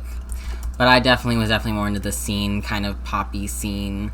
I know, obviously, like I said, Blood on the Dance Floor is canceled now. Davi Vanity can eat shit. But I was definitely into them at the time. See, I heard about those accusations about him a long time before he officially got canceled, though, and I had already canceled him myself. And I was just like, ugh. Well, because I think they kind of started coming out when I was already not listening to them anymore. Yeah. So this is what I looked like when I was 12 years old. God. That is what I looked like. But, like, that's what I wanted to look like, I guess. I was I feel that. That was a big mood. Because I told you, I went to Catholic school up until, like, 6th grade. And even then, I didn't have a lot of, like, exposure to a lot of things. Mm-hmm. Because I went to fucking Catholic school. Oh, you want to talk about exposure to things. Oh, well, you're right on that. Being raised as Jehovah's Witness, I didn't get to celebrate any holidays. You got a point there. Or anything. See, it's so interesting how I feel like it's kind of shitty in different respects. And a lot of more, it's the same kind of shitty, but with more worse, like, shitty things in terms of, because I don't know a whole lot about Catholicism, to be honest with you, but, like, do y'all celebrate pagan holidays, right? We do celebrate, like, we can celebrate pagan holidays, obviously, like, but obviously there are a lot of different, like, other holidays that we, like, okay, because here was something that a friend of mine, because this was when I was kind of learning the difference between what Christianity and Catholicism in particular is, because apparently a friend of mine in high school was like, well, Catholics, don't y'all like worship? I was like, no, we don't worship the saints, but we definitely hold them in very high regard as people who are very close to godliness because they were very good people in life. Mm-hmm.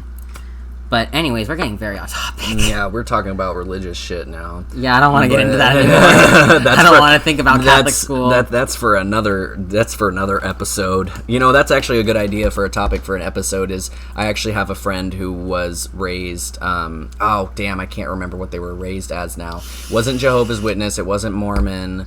Well, because there's also both Roman Catholic and Eastern Orthodox. I had a friend in high school who was Eastern Orthodox. And Eastern Orthodox are definitely much more stricter than Roman Catholics. Okay, that's the topic for the next episode. Religion. that is the topic for my different episode. Yeah. But it's definitely to also touch back on what Daddy Gambino said about the embarrassing moments helping so much. Yeah. You have to work with it. Like, you have to work with it. You have to go with it. That's what we were talking about, the people who just freeze up and give up. It's like, no. Whenever I see somebody, and I've done this on several occasions, especially with newer performers who get so discouraged on stage after they fuck up, after they make a slip or a mistake, is they'll just stop and their music will keep playing. And I will stand up and clap and be like, no, keep going. Keep going, like, bitch. Keep going. Like, it doesn't matter. Pick yourself up. Like, I will be vocal about that. I will be vocal about that in front of everybody. Like, I'll be like, yes, like that one time that you busted ass on the first stream that we did, and I was like, yes, Death Drop! Yeah, like I fell because my heel slipped on the garage floor, a wooden board on the garage. It was your coffin. Oh. It was your coffin, and I slipped and I ate ass. But I think people thought it was a couple people thought it was a death drop, and I was like, no, I fell on my ass. Exactly. So here's the thing: if somebody ever asks you, "Whoa, I loved your death drop," just be like, "Thank you." Thank you. Don't say anything else. Just say thank you, and you're done. If you fall on your ass, fucking work with it. Because I fallen on my ass, and I just rolled back over, and then started grinding against the ground. Like, I just have not learned my lesson because I always fall on my heels. Because I think I've told you about that one time I was at the Rose Room at S4 for Rising Star, and I was there with a friend of mine, and she was recording, and I was wearing these 7-inch pleasers that I had gotten for Christmas. In 7-inch pleasers? I don't think I've seen them. Well, I was wearing them in my recent photos that I posted. Oh, those. Okay, I saw those. Boots. I was wondering where you got those, because those are cute. I got those for Christmas from a really good friend of mine, Regina Deluxe. who had gotten them from another friend of ours. Yeah, I love drag hand-me-downs. I know, but they fit me just perfectly. But the thing is that it's a very skinny heel with a very big platform, and I am fucking stupid. So I got up on stage, and I was doing Poison by Alice Cooper. Really? You were doing Alice Cooper? Yeah, that was when I did Poison by Alice Cooper, and this was when I still performed as a king. I've definitely deleted it from the internet. Or I've archived it. It's still around somewhere. It's still on my phone. But I was on stage, and I was kind of just about to kneel down, but then I just went, oh, and just fell. And just I fell on my knees first, and then on my back, so I could make it look more dramatic, and then kick my legs up. Exactly. You have to roll with that shit. You have to. You could definitely see in the video my face. I just had this big and you can't help your face, but here's what you can do. Is just roll with it, because I think people always when they see that you fuck up but you pull back, that's impressive. That's how I get my dollars, bitch. Yes, because everybody fucks up. And literally, that is the best advice I could give you for those scenarios. Is also the advice that somebody gave me when I was a kid and I was bullied so horribly. They said, just laugh at yourself. Exactly. It's just laugh at yourself, and bitch, it works. It really does. Like, it's hard. You gotta train yourself to do it over time. You have to be like, wow, that was fucking stupid. Like, there's so many moments, even outside of drag, where I'm just like, that shitty moment where I was just like, God, get me out of the situation. It's funny now, and it's a funny story. It's about, and it takes acknowledging that after the fact to be able to train yourself to acknowledge that in the moment, to be able to laugh at yourself in the moment. Like there have been times when I have fallen on stage. It takes a lot of trauma. Well, there have been moments where I've fallen on stage and like it's been bad, and I just get up and I'm laughing. Like, I look at the audience. I actually make eye contact with every member, because that's the me behind Maxwell shining through. That's me as a person kind of peeking through Maxwell, because obviously I fell. I did something wrong. I fucked up in one way or another. So we'll just roll back over, and if I do something really fucked up. And, it's also fun when, like, you have chill people. I'm sorry. When you have chill people. When you have chill people that kind of help you joke with you. Because it's also about the people you surround yourself with. Because obviously there are people, like Paradox said, there are people who hold you to such a high standard. But it's like, look, those aren't. We all have those fucking moments. If you're gonna judge somebody for having like a moment where they fuck up, just laugh at yourself and be like, just joke with them. Have you ever fucked up in a performance? Turn it on them. Yeah, exactly. Turn it on them. Because I mean, this is the last story that I'll share. I promise. Because he knows well enough that I always want to tell a story. But this is the last one I'll share, I swear to God. But there was one time, and it was another embarrassing moment. Stories are good, good for it was embarrassing, but I think the people I was with kind of helped it be less shitty. Yeah. Because this was the first time I did a femme number at it was at Rising Star at S4 at the Rose Room, and I was doing I think it was a Kim Petras song. It was from her like really spooky album. Well, that alone is a fuck up. I did it. Okay, but like I got some good tips that night. Yeah, because it was Kim Petras. That's why you got good tips. At S4. That's what's also fucked up is that people have told me, and I'm sure people have told you before in the past, you need to do what the audience wants to see. Fuck that. Fuck that shit all the way. You do not have to do what the audience wants. I think it's a double-edged sword, too. We were talking well, if you want to make tips sometimes. If you want to make tips. That's true. Because, like I said, obviously it is true that all forms of art are valid. But they're subjective. Yes, and like I said earlier, the bars are business. They have these shows to make money. And I think that you have to be smart about it. Yeah. You do, because there are times when I have definitely chosen what I want to do based on the venue that I'm at, because I know I'll make more tips that way. S4 people told me you got to do a Lady Gaga song or you won't get tips. Oh, fuck that. I was like, mm-mm. And here's the thing, it is a thing of people, I think, at more pageantry venues do sometimes appreciate a little bit of alt, and I've seen this obviously with some people. Same. But you gotta kind of edge them into it, because they're not alt people. And you kind of got to do it in a way, because I've seen certain, like, bands, like at S4, I've seen someone there perform a lot of In This Moment. Yeah. Because that band is becoming very popular. I don't know a lot about In This Moment, but I've heard a lot of their songs. But that performer makes a lot of tips when she's there.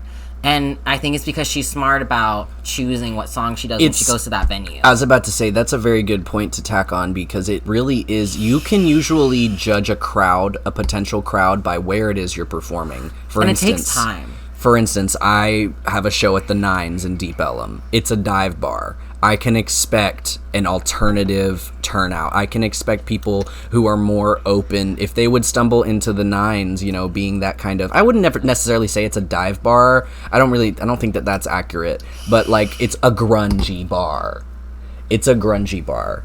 And it's like, you can kind of begin to anticipate what kind of crowd you're going to draw and what kind of audience you're performing to. And in that moment, like Jules said, I definitely see the merit in choosing things wisely based on the audience that you're performing if you're in it for the money. If you're in it for the money, that'll pay off every single time. You'll get tips. Because if somebody hears a Gaga song, best believe that there's at least, 10 Gaga stans in the audience. So there's definitely that too, but my point was more directed towards you as a person, as a performer. Don't ever feel like, unless your, motives are, I want to make some money because I need to pay my bills, I need whatever, I'm in a tight spot. Then in that sense, it's like, you're doing it for the money. But if you're doing it for fun, if you're doing it to express yourself and express the sides of yourself that people don't get to see because they don't see you without all of the makeup on, don't conform. Just because some big popular queen comes up to you and, you're starstruck by them, they have so many followers, and they tell you, well, you could be a lot more successful if you did this, or if you did that, if you did XYZ, you'd be a lot more successful. Fuck that. If it's all about success to you and you just want to rise up to the top really fast and not really be true to yourself, then by all means, that'll get you there. But that's not what drag is for me. Drag is so much more to me as just an expressive outlet.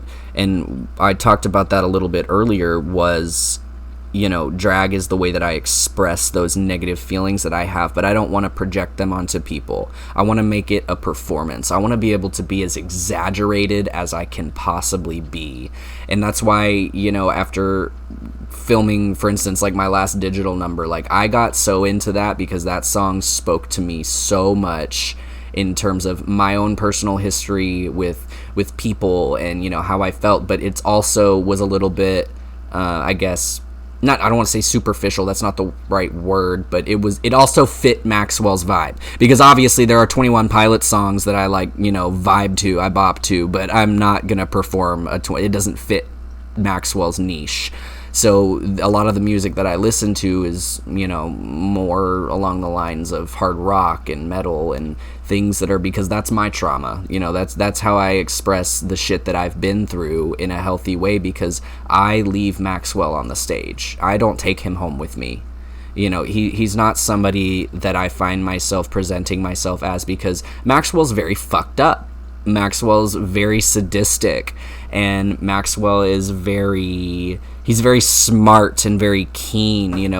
He's aware of his audience members, and his goal is to scare the shit out of them, basically, because he is literally the incarnation of my demons. That's why he's kind of polymorphed into this more demonic monster man character, where I found that, his presentation has become a lot more androgynous, as time has gone on, because I started doing burlesque because I didn't like my body. And a very good friend of mine, actually my very first mother in the scene, was Kimber Fox, and she did so much to help me in that very first burlesque performance, that after that performance, when I started doing drag, I was less hesitant to be 100% masculine. You know, like I was okay with wearing heels. I was okay with, I remember a big speed bump for me to get over personally was my mother gave me a bunch of old clothes that she had from like the 90s and the 80s. And, you know, I look at them and no, I'm not going to wear a skirt. Like that doesn't align with who I am outside of my makeup. But I stopped, you know, and there was that moment of realization that I had where I was like, oh, I can wear a skirt. That's fine, because Maxwell probably would wear a skirt. You know, like I had to find that separation, and then it didn't trigger me, because the thought of dressing up feminine triggered the fuck out of me in terms of doing burlesque. But then I found out that, you know, I didn't have to be feminine, but I didn't also have to be 100% masculine. You know, I could be very fluid in the way that I let Maxwell present himself. So it definitely is a very good outlet for me to express myself in a way, but that's exaggerated, like I said. That's so dramatic and just unreal, horror, monster movie, gross, you know, I use slime and shit.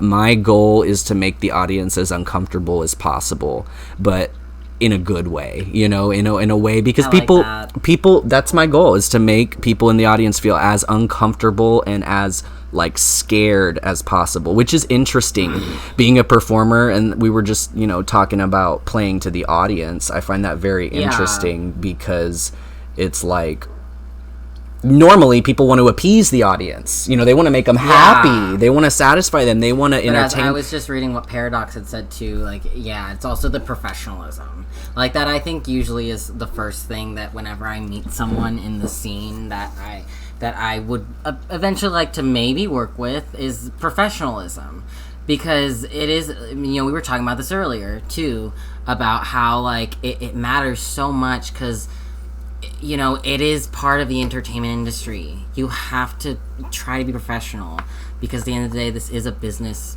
I mean, even if you're not making your whole living out of it, for a lot of people, this is something, and, you know, like for the clubs and the bars, you need to be professional, and that will definitely obviously speak for you as a person a lot more. And that definitely doesn't mean that people aren't going to judge you for what they see, because there's too many people just in the world in general who will always judge you face value, and that, you know, will not be able to see the same distinction that you do or don't make, you know, between your drag and your personal life. They don't know. They just see you on stage. They just see me and they get uncomfy and they're like, oh, he's spooky. And then they tip me, because think about it. People love horror movies for a reason. So what else is this but just a live action horror movie? That's kind of what I've always thought when I see your drag too.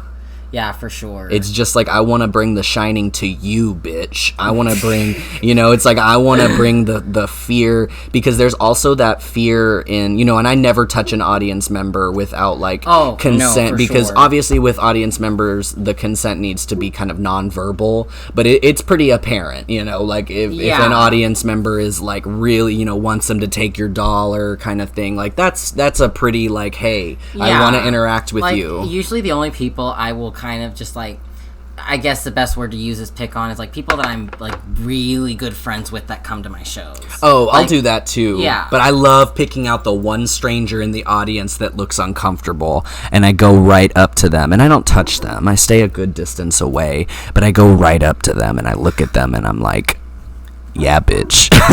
Like I say it with my eyes.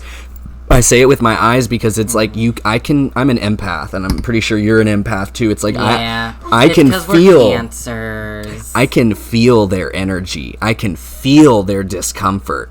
So I like to go up to them, because they're here at this show. You know, maybe they only came to see the, you know, pageant queens that are in it, but I'm in it too, bitch. So guess what? You're about to get educated on what drag really is.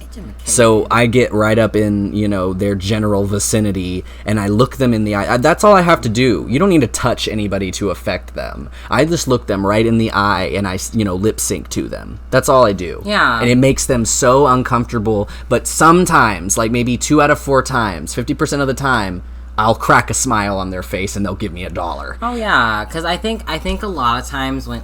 I think sometimes when people are just kind of getting introduced, maybe they don't know anything about drag, people who just are not very involved in, you know, just people who just are not familiar with their local LGBT scene. Sometimes I didn't join that scene until I was 20. Yeah. I mean, well, I didn't really, I guess it's kind of a not really, because whenever I had gotten out of high school and I turned 18, me and my best friend would go to some of the gay, like, 18 plus clubs, like, on the Strip in San Antonio. If y'all know the Bonham Exchange or the Heat, I like the Bonham a lot. It was a good club, but, you know, like, I forgot what my original point with this was. I'm sorry I interrupted you. Yeah, no, because I got on a different fine. Like thought train. I'm sorry. It's okay. You were talking about. We were talking initially about. Well, that wasn't what you're talking about. You weren't talking about professionalism. I don't remember. 18 and up bars was something. Oh, I was talking about people's reactions to their first shows. Oh yes, or when they first start getting. I know the Paradox venues are knows far too well. And Paradox knows the venues because y'all are both San Paradox Antonios. is from San Antonio. I don't know. That just totally slipped my mind for a minute. Yeah, y'all are both San Antonio babes. Yep. Interesting. I haven't been to any of those for I wonder a if y'all have time. ever been at one at the same time. I've definitely seen Paradox perform a couple of times. Low key, I kind of just want to do a shout out real quick because I do love Paradox's drag, and Paradox was part of the reason that I got really into alternative drag. I think whenever I went to Madhouse one time was when I saw Paradox twice, whenever they had Damien Deluxe, and later when they had the Bearded Queer. I saw them that time, and I was like, wow, there's an alternative scene in San Antonio, because I didn't know about that. And you know exactly who... Oh, there goes Paradox! You know exactly who in the Dallas scene, and Paradox knows too. Y'all know exactly who in the Dallas scene I saw, and she latched onto me, and then I latched back, because I really liked what she was doing. It was different. It reminded me of Kiss, and I fucking loved Kiss. I loved all those 80s glam rock bands. I loved all those fucking bands so much, so when I saw her, I was like, oh my god. I don't need to do burlesque. I can do drag, because she asked me to be her drag kid shortly after she saw my first performance, and I was like, holy fuck. Like, this is what I want to do. I want to be the spooky bitch that I've always felt was on the inside. Mm-hmm. But now go back to fawning over Paradox. Oh, no, yeah, I love Paradox. Paradox is badass as fuck.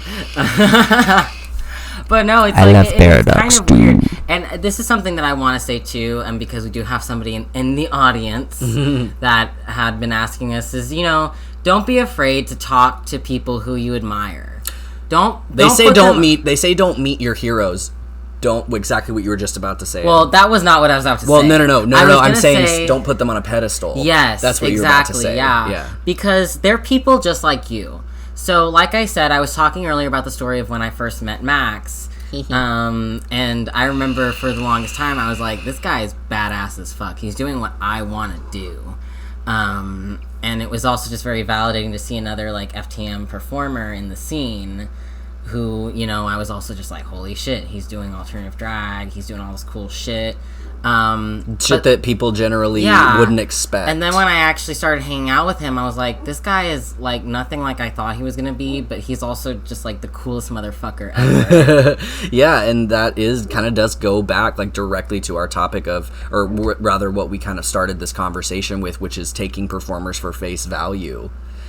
That's a judgment that every performer has had to suffer before, because you look at somebody and you say, wow, they're this, they're that, they're spooky, they're alternative, this isn't drag, you know, whatever they say to themselves, you make them uncomfortable essentially, and they base their impression of you based on that uncomfortability that, you know, you inspire in them sometimes. And that's, you know, Paradox was also talking about earlier, jealousy. Why are you coughing and dying? The buzzball. The buzzball? Oh, this one just chugged his buzzball. His buzzball. Okay, but like for $2.99, that's some good shit. Oh yeah. For $2.99 fucking night, and it says it's 15% alcohol made by women for women. It says on the package, women owned. I thought it said made by women for women. I was about to say that's the only thing about the label I don't like, but I guess I put that in my own head. I've had some ladies at the grocery store ask me about how good they are when I buy them. Yeah, the little middle-aged ladies working at the thing. Yeah. At the Kroger. But Paradox talked also about earlier about jealousy. You know, that can be very, very toxic to not only you emotionally as a person, but to your career as well. And they also mentioned I'll let you finish. no one's gonna want to tip a messy bitch, and that goes in terms of, yes, physically messy, like liquid, unexpected, unanticipated liquid spills without a tarp. Scat jokes. Gross. I mean, hey, that might be some people's thing, but it's not my thing. I know a lot of people that make scat jokes. Also, emotionally, you don't want to be emotionally messy. Yes. You don't want to be messy in front of people to where that jealousy, you let that take over, and you find yourself gossiping, and you find yourself saying unsavory things to people you don't really know well enough to trust with that information. Yeah. We all talk tea. And we all talk shit. A lot, and this goes back to, I think, kind of a little bit of just when people come into the scene, and I had the same reaction when I came into the scene, is that it is, okay, in a lot of ways, the drag scene can be a really good safe space. But in a lot of ways, I think we come into it thinking that it's going to be somewhere where we feel so comfortable and make so many friends. But like we said earlier, it is like a lot of the rest of the world, where there are going to be people that you're not going to get, first of all, you're not going to get along with, and that's just it. But there are going to be people that can be kind of shitty. And, you know, you kind of have to brace yourself to expect that sometimes. Because, you know, things happen. Life happens. Different kinds of friendships and different kinds of relationships happen. And I don't even mean so much for people to be careful about who they trust and who they develop friendships with, but more of just, you know, like, I don't know. I think you get what I'm saying, though. Yeah. It's that I think for some people, they don't expect for people to be shitty, but because I definitely came to that being very idealistic about it. Yeah. And because I felt like I found my people.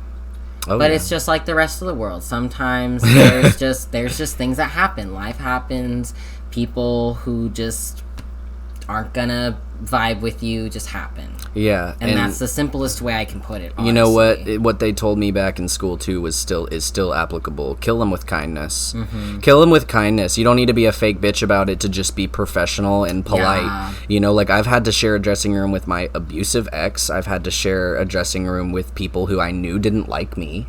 But did I ever say anything? No, I just didn't talk to them. That also comes to, like, you know, this is not like a job where, you know, it's not an industry where there's an HR department that can just handle all. Yeah, we got to handle it ourselves. We really do. Or the bars do, and that's when shows get canceled. Yeah, that's when shows get canceled. It is a really shitty thing to talk about because, you know, I don't even think I realized it until a lot of stuff that had happened that got me very, like, you know, I talked about earlier why I took a break from drag. Because there was just a lot happening that I was not able to process very quickly, and I just couldn't handle it at that point in time. I just needed to get away from it. And that is the nice thing. And Paradox just said, yep, when it comes to people I don't like, I just remain civil and quiet during the show. I do my show, get my point, and leave. Bitch, and leave. Yeah, that's... yes. That kind of just made my mood kind of go up a little more. That gave me serotonin. But, you know, like... what was I saying before this? You were talking about dealing with people you don't like... being professional, being polite. We don't have an HR department. HR department. We don't have an HR department. Like, you know, I go to my job, and if something happens, it gets handled, it gets talked out, because we have people on staff to handle that. With drag, we don't. And with a lot of the entertainment industry, when it's just, you know, actors or performers just talking to each other, dancers and dance departments, I've seen it happen too. Like... You know, we kind of got to be a little bit civil about that, because at the end of the day, we are going to see each other at venues. We are going to see each other at whatever, Wigstock, Austin International, whatever the hell. I know everything's canceled because of COVID, but, you know, you get my point. But, you know, we're going to see each other. Yeah. You can't totally avoid each other. You can't because... And nobody's going to get automatically fired because you don't like them. Because you don't like them. See, and So, it just comes to a point where I know it, and you know, even now, like, I mean, I understand, because it does, I mean, thinking about, you know, certain things does give me a lot of, you know, distress. But at the end of the day, I gotta be like, I just gotta handle it like an adult and just vibe. Yeah.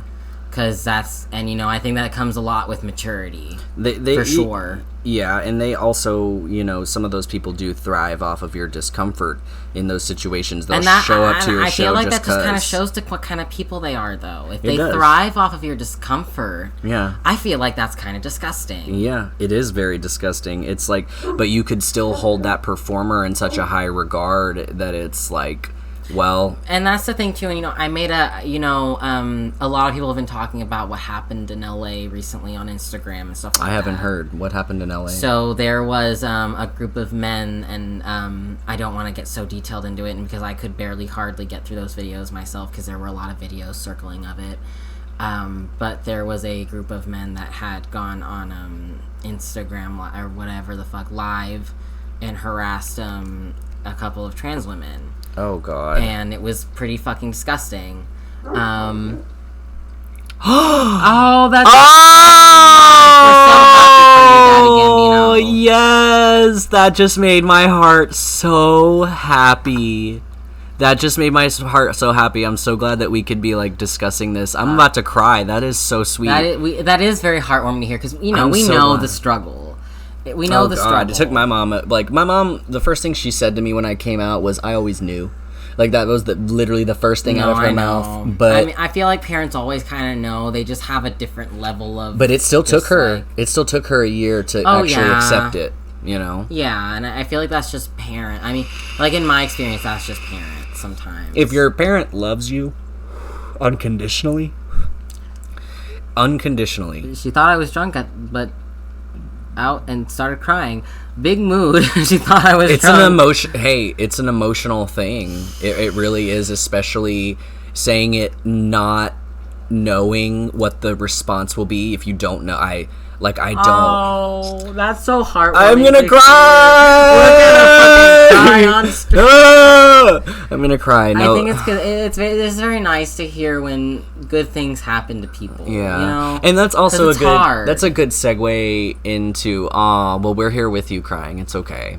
That's also a good segue into the positive impacts that drag has had on our lives. Oh yeah, let's kind of segue, because we've been talking about the negatives a lot. It's always good to start with the negatives so you don't bring yourself down. You can lift yourself up. Oh, but for sure. There are definitely, you know, I find that drag has helped my self-image a lot. Because, like I've, you know, said, I started doing burlesque because I didn't like my body. And Kimber Fox actually told me, you know, how to get into it, and said when I confided in her, she was just a regular at the coffee shop I worked at for a year. She was just a regular. I didn't know who she was, what she was in, the community she was involved in. So I definitely owe my discovery of the LGBT community to her, like 100%. She even came to see me in the hospital with her partner, brought me Sonic, and no, it's that introduction, you know, that got me here, and that was my first experience with the LGBT community, and that's why I started doing the burlesque. I did one show, and then I got adopted by a drag queen, and she was basically just like, you're doing drag now, and I was like, okay. I was like, all right, cool, what's drag? Like, literally, that was me. I was like, I don't know what this means, because I present as a man, and she also admittedly did educate me that that's not all that, you know, drag is for, is cis women or cis men. But no, 100 fucking %. It's all about, you know, you can get your inspiration from anywhere. You can get your inspiration from anywhere. I think that's what and like I said earlier, that is the kind of the magic of drag. It's evolved so much. Because, you know, you look at like a lot of... I became so much more comfortable in my skin. Yeah, and you know, this was something, once again, this was another conversation I was having with Juana the other night at home, about how, like, you know, a lot of people draw a lot of different inspiration from different eras of drag. And I think drag has evolved a lot since it started. Because Juana was talking about how she definitely takes a lot of inspiration from not classic, but just like it's very traditional classic pageant drag. But it's done in such a unique way. Oh no, for sure. It's like 60s. Like I said, y'all, I go follow Juanacita Juana Velez on Instagram. What's her Instagram? It is at La Juanacita. That is my roommate, and she is an absolute just gem. She's very talented, but she was telling me she takes a lot of inspiration from a lot of those because, like I said, she is her own seamstress. She makes all her costumes. She takes a lot of inspiration from a lot of like a lot of Latina stars. Like I know one of her favorite singers is Celia Cruz. Oh yeah, and Celia Cruz was a badass bitch, motherfucker. Okay, like I don't know a lot because I mentioned earlier that my mom's side of the family is Hispanic, but I also just wasn't raised with as much of the culture. And I feel like sometimes I wasn't raised with a lot of knowledge about it. Mm-hmm. Different family lives. Yeah, different family life. Definitely for sure. Yeah. It's like my aunt said to me one time, "You're like very, very watered down horchata." Yeah, ew. That's the worst thing. Exactly. Just kidding. I'm kidding. But that was something she said to me one time. Because also, like I said earlier, I'm very pale. Yeah. As you can see from his picture. Yeah, exactly. I'm so pale, if y'all remember that Vine. But, but I obviously draw a lot of inspiration from drag in a more modern and nouveau sense where I have a lot more illustration. This was something we were talking about with another friend of ours that evening.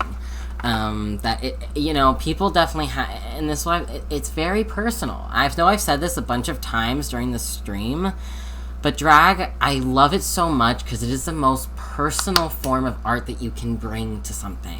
You can, but they don't always. Not always, but you get what I'm saying because it's an opportunity for that. It is, and because like I said also earlier, that everybody has so many different strengths. Like I said, Juana, she is such a talented fucking seamstress, and I have so much faith that she's gonna go very far with her career. It's all about playing to those strengths. Outside of drag as well. Yeah. But she's so talented, and she does all her wigs herself too. I know, I'm jealous. I'm jealous too. I'm even a fucking cosmetologist, and I don't know. I'm gonna try. My wigs look like shit. See, my wigs look like shit too, and my costumes are always falling apart, so I put them back together with your wigs safety pins. Go because your drag is a little bit more punker than mine, where mine is kind of like. That's my excuse anyway.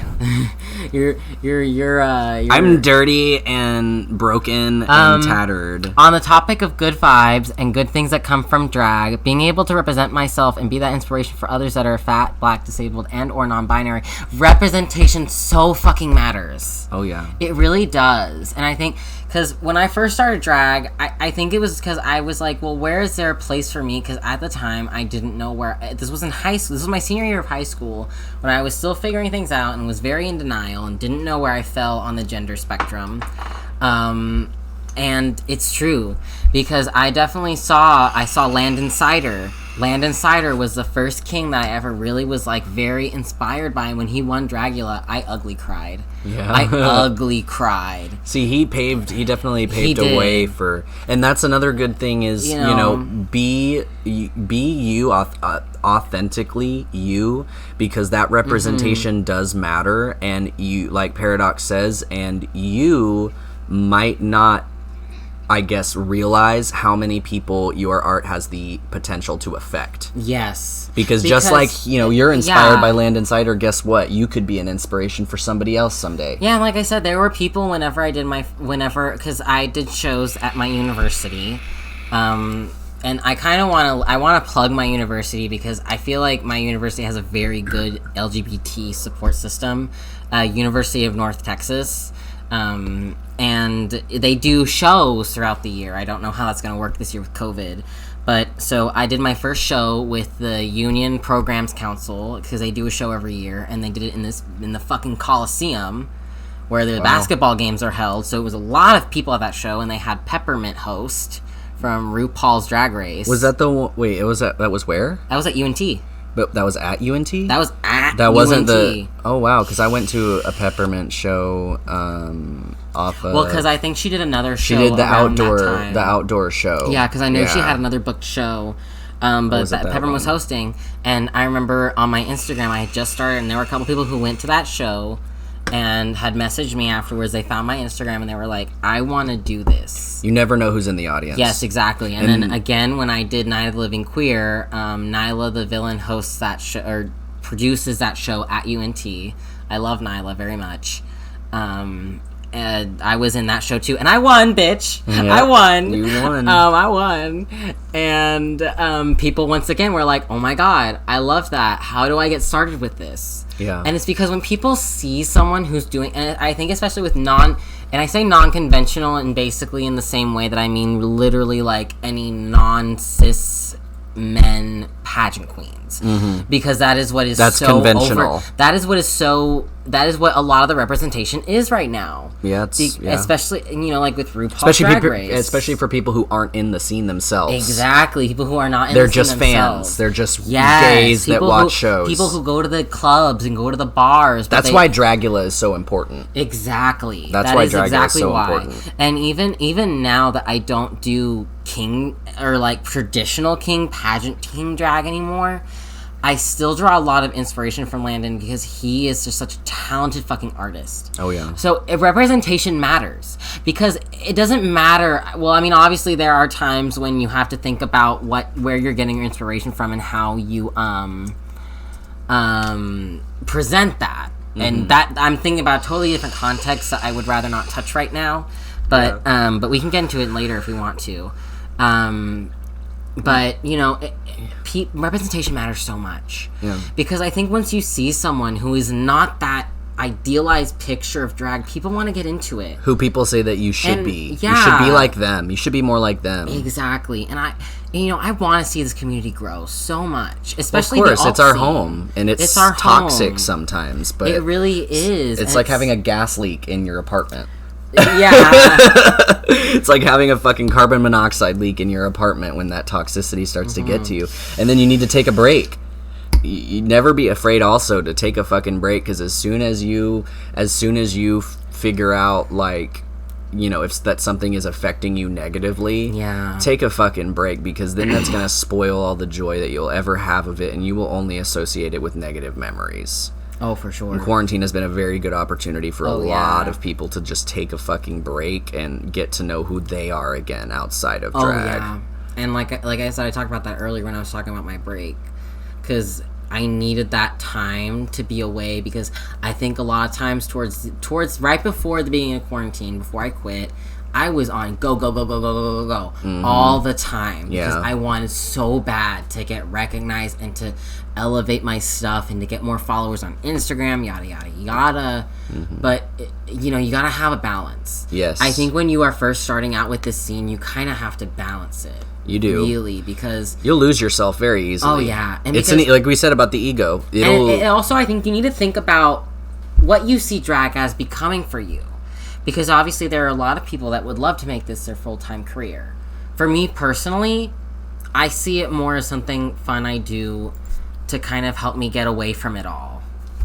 And for a little bit, I wasn't able to get away from it. It felt like it was just so much on my plate because I was going through a lot with a lot of the circles that I was with. And I just had to just zip for a minute. Yeah. And I didn't think I was going to come back right away, and then I started missing again because it's the art form that I love so much. It's the people that you can surround yourself with sometimes. And it is the people who are so good, because I'm so grateful that I do have some friends in this scene that make me so seen, that make me feel so seen, so loved, validated, and so cared about. And not even, and like even with coworkers and various jobs that I've had, there are those coworkers that you just associate with on a professional level, just like with drag.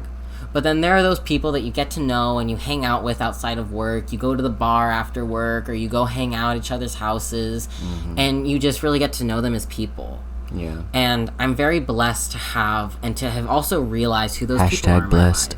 Hashtag blessed. Exactly. I say blessed. Like I said earlier, guys. I was raised Catholic. I went to Catholic school.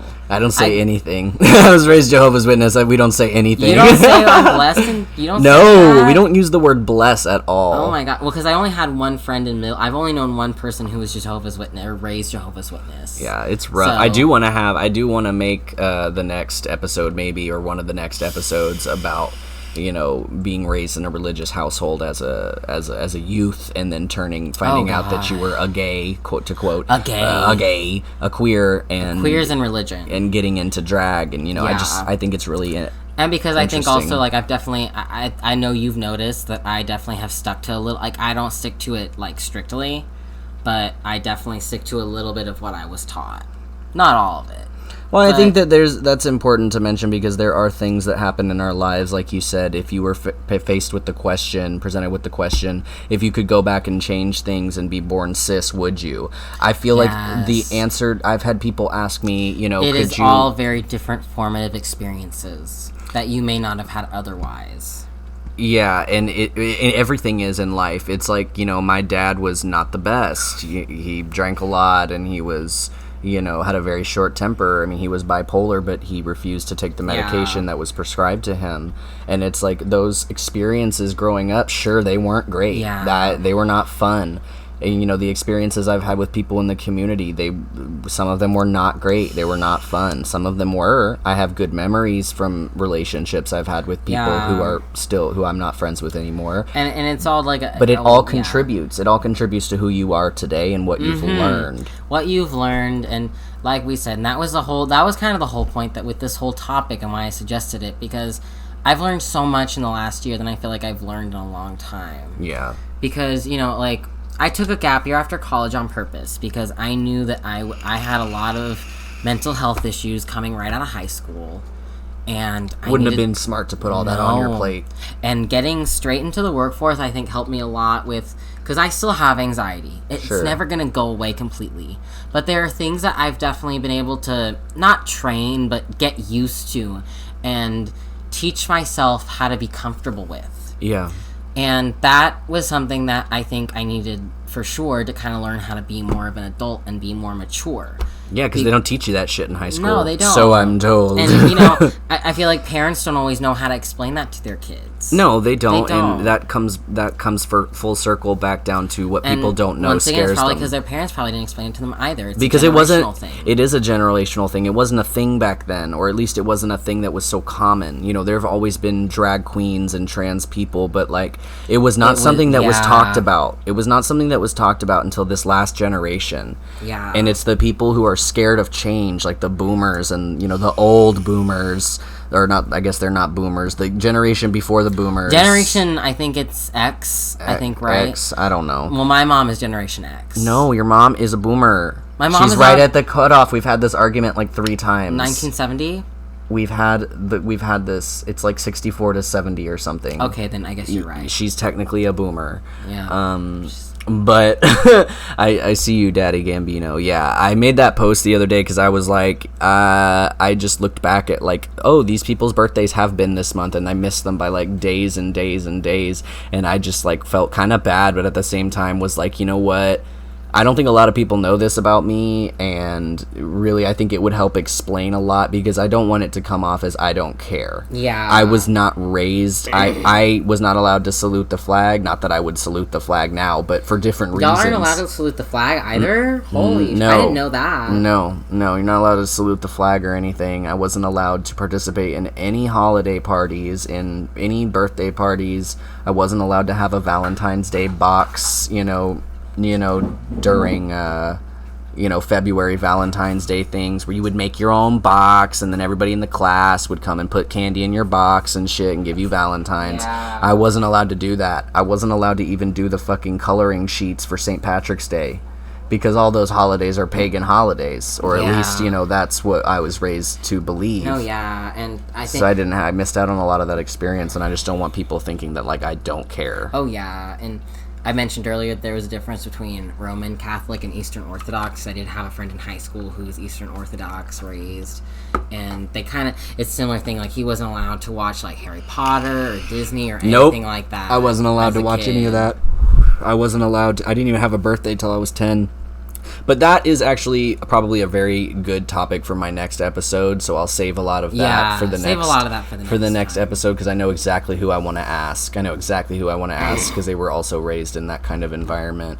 But I'm glad that it's somebody from a different, more culty faith. Yeah, and I do kind of want to bring that back to the impact that drag has had, because we were talking about some of the positives, and, you know, I think the nice thing is, you know, because like I said, I went to a high school that there were not a lot of queer kids, there were not a lot of LGBT people, because I lived in fucking, you know, Paradox, if you know Stone Oak, San Antonio, dear God, holy crap, but Stone Oak, San Antonio is very interesting, but, you know, when I got to Denton and DFW, and I got to UNT, and like I said, UNT is very good about how they support their LGBT students. Yeah. It felt like very liberating, because it was like, I finally have people that I can relate to. Yeah. You know, there were people Same as seeing a drag artist like Landon Sider. I kind of wanted to bring that in because we were talking about religion, and it was like, you know, I feel like a lot of times I really actually haven't met a lot of people. Say no more, exactly. But yeah, Stone Oak. God, Stone Oak. But, you know, like, you know, I feel like, you know, a lot of times, and I never really got rid of a lot of that Catholic upbringing, because it was from when I was so young. Sure, it's embedded in you in some degree. Kindergarten to 6th grade. And I never really truly subscribed to it, but there are still definitely, like, things that I definitely, like, still kind of hold subconsciously. Yeah. But, it, you know, I definitely met a couple people where I was like, I feel like I can identify with them on this about, you know, Christianity and Catholicism and how it affected me growing up. Yeah. For sure.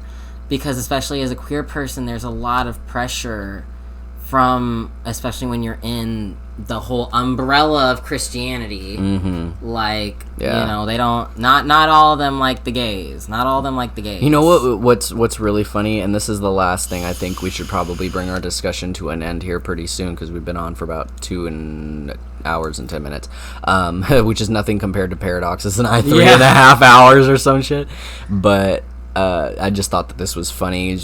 One of the weird, because you said you didn't know about, like, this flag and stuff with Jehovah's Witnesses. The one they're technically under that Christian umbrella. No, I know. But the one of the main differences is they don't believe in hell, which I still don't believe in hell. I don't believe in. They believe in heaven, and I'm like, how can you believe with a good without a bad? Number one, how does that work? And number two, they don't believe that Jesus was crucified on a cross. They believe he was crucified on a pole. A pole. A fucking pole. Like, what? Like, why make that specific distinction? Okay, I do want to ask this real quick. Do they have, like, Jehovah's Witnesses, like, little poles for Jesus to sit on? Like, how no, there's no such, like, there's not, we don't have a crucifix equivalent. I still say we because it's how I was raised, but obviously it's not what I believe anymore. But they don't have a crucifix equivalent. They don't. Oh my God. That to me, personally, that's just wild, because, you know, like, to see a with cross, my tiny Hispanic grandma that has the fucking, to, like, see a cross bigger than me portrait of Our Lady of Guadalupe in her bedroom. Like, it's, you know, not having a crucifix in the home or some kind of equivalent. Nope. Always kind of, I don't know, it just, for me, because I got so used to it. If a Jehovah's Witness ever had a crucifix in their home, they would probably be disfellowshipped from the community and basically exiled. Here was my question: is do they have, like, a pole that he? No, they don't have anything. Oh my God! Because they don't worship Jesus, because Jesus is God's son. Okay, that makes more sense. They don't worship Jesus; they worship Jehovah. Because that was I never knew that. Because a lot of people in Christian faith, they attribute Jesus as God. Jesus is Lord. You're right. Jesus is not God. Yeah, because we do consider him part of the Holy Trinity. Yeah, but he's not God, and that is the one thing I will agree with agree with Jehovah's Witnesses on it, is I can't say that there's not a God, and they can't say that there is one either. That's the thing that pisses me off, is they're cherry pickers like most religions. It's like, you know, they want to pick and choose which parts. But now we're getting also very, very back on religion. Yes, we are. We're kind of deviating a lot again. But yes, and I do want to save that for the next episode. So I think this is probably a pretty good place to this is probably a good place to end our podcast. Yeah, I think we definitely got a lot of the positives out, because I think the only last thing I want to say... drag has affected my life in so many positive ways. Like, I just have to balance them with the negative. Yes. Yes, you do. It's and important. I think it's important to talk about the negatives because a lot of people, when they first get into the scene, like I said, I didn't really think about any of these kinds of things, and I had to learn them the hard way. Oh, yeah. So it is important to talk about because it helps people who want to get into the scene be smarter, make smarter choices, and be aware of what they're getting into. Exactly. And how people are. Lot. How people are. Yeah, just like any industry, it's a lot. It's... And, I will say that, I think, the reason why I don't think got as... Because I did get very devastated when certain things happened to me in the scene, but I think I didn't get as sucked in by it because I'd already experienced it in theater. On stage. When you have something to kind of correlate it to, you're like, wait, this is just like high school. And what did I do? I survived high school, and then I figured out, wow, these people are bitches. It's the same thing. It really is high school. It's fucking high school. People are going to be petty. It is, it's I hate to say this, but it's like Bowling for Soup said, high school never ends. Oh, God. It's true. That's so accurate, though. It really is, because, I don't want to attribute it to anyone, because it's like this in every single community. Yeah. There's always going to be people... Even in my mom's friend group. Oh, yeah. Even when you're... even my mom's, when you're 50 years old, it's like, damn. You're still on this shit. You're still like, my mom will vent to me sometimes, and it's like, damn. Yeah, because some like, people her friends remind me of, like, fucking people It doesn't from matter high what school. age you are. It doesn't matter where you come from, what your background. You just be a good person. And that's Just probably treat people the best with kindness, advice. Treat them with no judgment. Even when people you meet them. you don't like, treat them with even more kindness, because I will leave y'all with this as well. Daddy Don't Gambino. wish bad upon people. Don't wish bad upon people, number one, even if they fucked you over. Heal, do what you need to do in order to get past that. But when you put negative energy out into the universe, that shit comes right back to you, and I'll tell you that right now from personal experience. It's no use putting it out there. That shit will come right back to you, and it's just better. It's gonna because here's the thing, fist you. because since you're new, Daddy Gambino, newer, you have no control over how people perceive you, and if you don't say or do anything that is problematic, like people have called me out for being quote unquote problematic when really I was just being like, no, y'all are wrong. Like, you can't treat people this way, XYZ, whatever. To some people, that will be viewed as, oh, you're just problematic and dramatic, and that's also not important it. to think about, your truth. But they will have no ammunition against you if you don't say anything damning. Exactly. And that's the whole your truth. Treat people with kindness. Be professional always. Yeah. Don't ever be even afraid. If when you don't want to. Exactly. Don't ever be afraid of being fake. I think that's a big thing that people are always afraid of. I don't want to seem fake. But but there's a difference. As long as you treat people with genuine kindness and have good intentions when you meet people, I don't think you should have a problem. And if they have a problem with you, don't give them a reason to. Exactly. Don't give them a reason to, because people are going to have a problem with you whether they know you or not. And that is the harsh fucking reality. People will have a problem with you if they've never even met you. They've just heard things from people who do. That's just life also. That is life. But it's so prevalent in such a small community too. Like the Dallas scene, it's just so prevalent. Don't give them a reason, and then when they try to talk shit, and I've experienced this personally, if they try to talk shit about you, guess what? You haven't given them a reason, and it's going to look bad on them. It really is. So, on that note, thank y'all so much for tuning in. Yes, thank y'all so much. It's been almost 2.5 hours, and I love that because the whole point of this podcast is to kind of give voices. That's why we don't do video. That's why it's a podcast, not a video cast, because we don't want y'all to be distracted by the makeup. And because we want to talk to y'all. And we want y'all to hear our voices. You don't hear our voices normally. We're lip syncing. So this is definitely something that I'm going to be continuing. And next week I'm going to reach out to another special guest, regarding doing a podcast about religious upbringing, and in terms of how we ended up in the drag community doing what we do, and also how it affects us. But we're going to be, since we discovered that topic during this cast, we're definitely going to touch on that a little bit more with my next special guest next week. So stay tuned and on the lookout for that announcement. Anyways, thank you guys so much. We love you, Paradox and Daddy Gambino. Thank you guys so much. And Daddy Gambino, I'm still having you on my show, bitch. Round 2 is going to happen here pretty soon. I know that, we had to postpone it because of all the shit that was going on in the world that was not, important whatsoever. But we're going to get back on it, and you should send me a message in regards to what you wanted to talk about earlier, and as well as if you'd be interested in doing round 2 of Climax. So this is Maxwell Silverhammer signing off with Jules Diamond.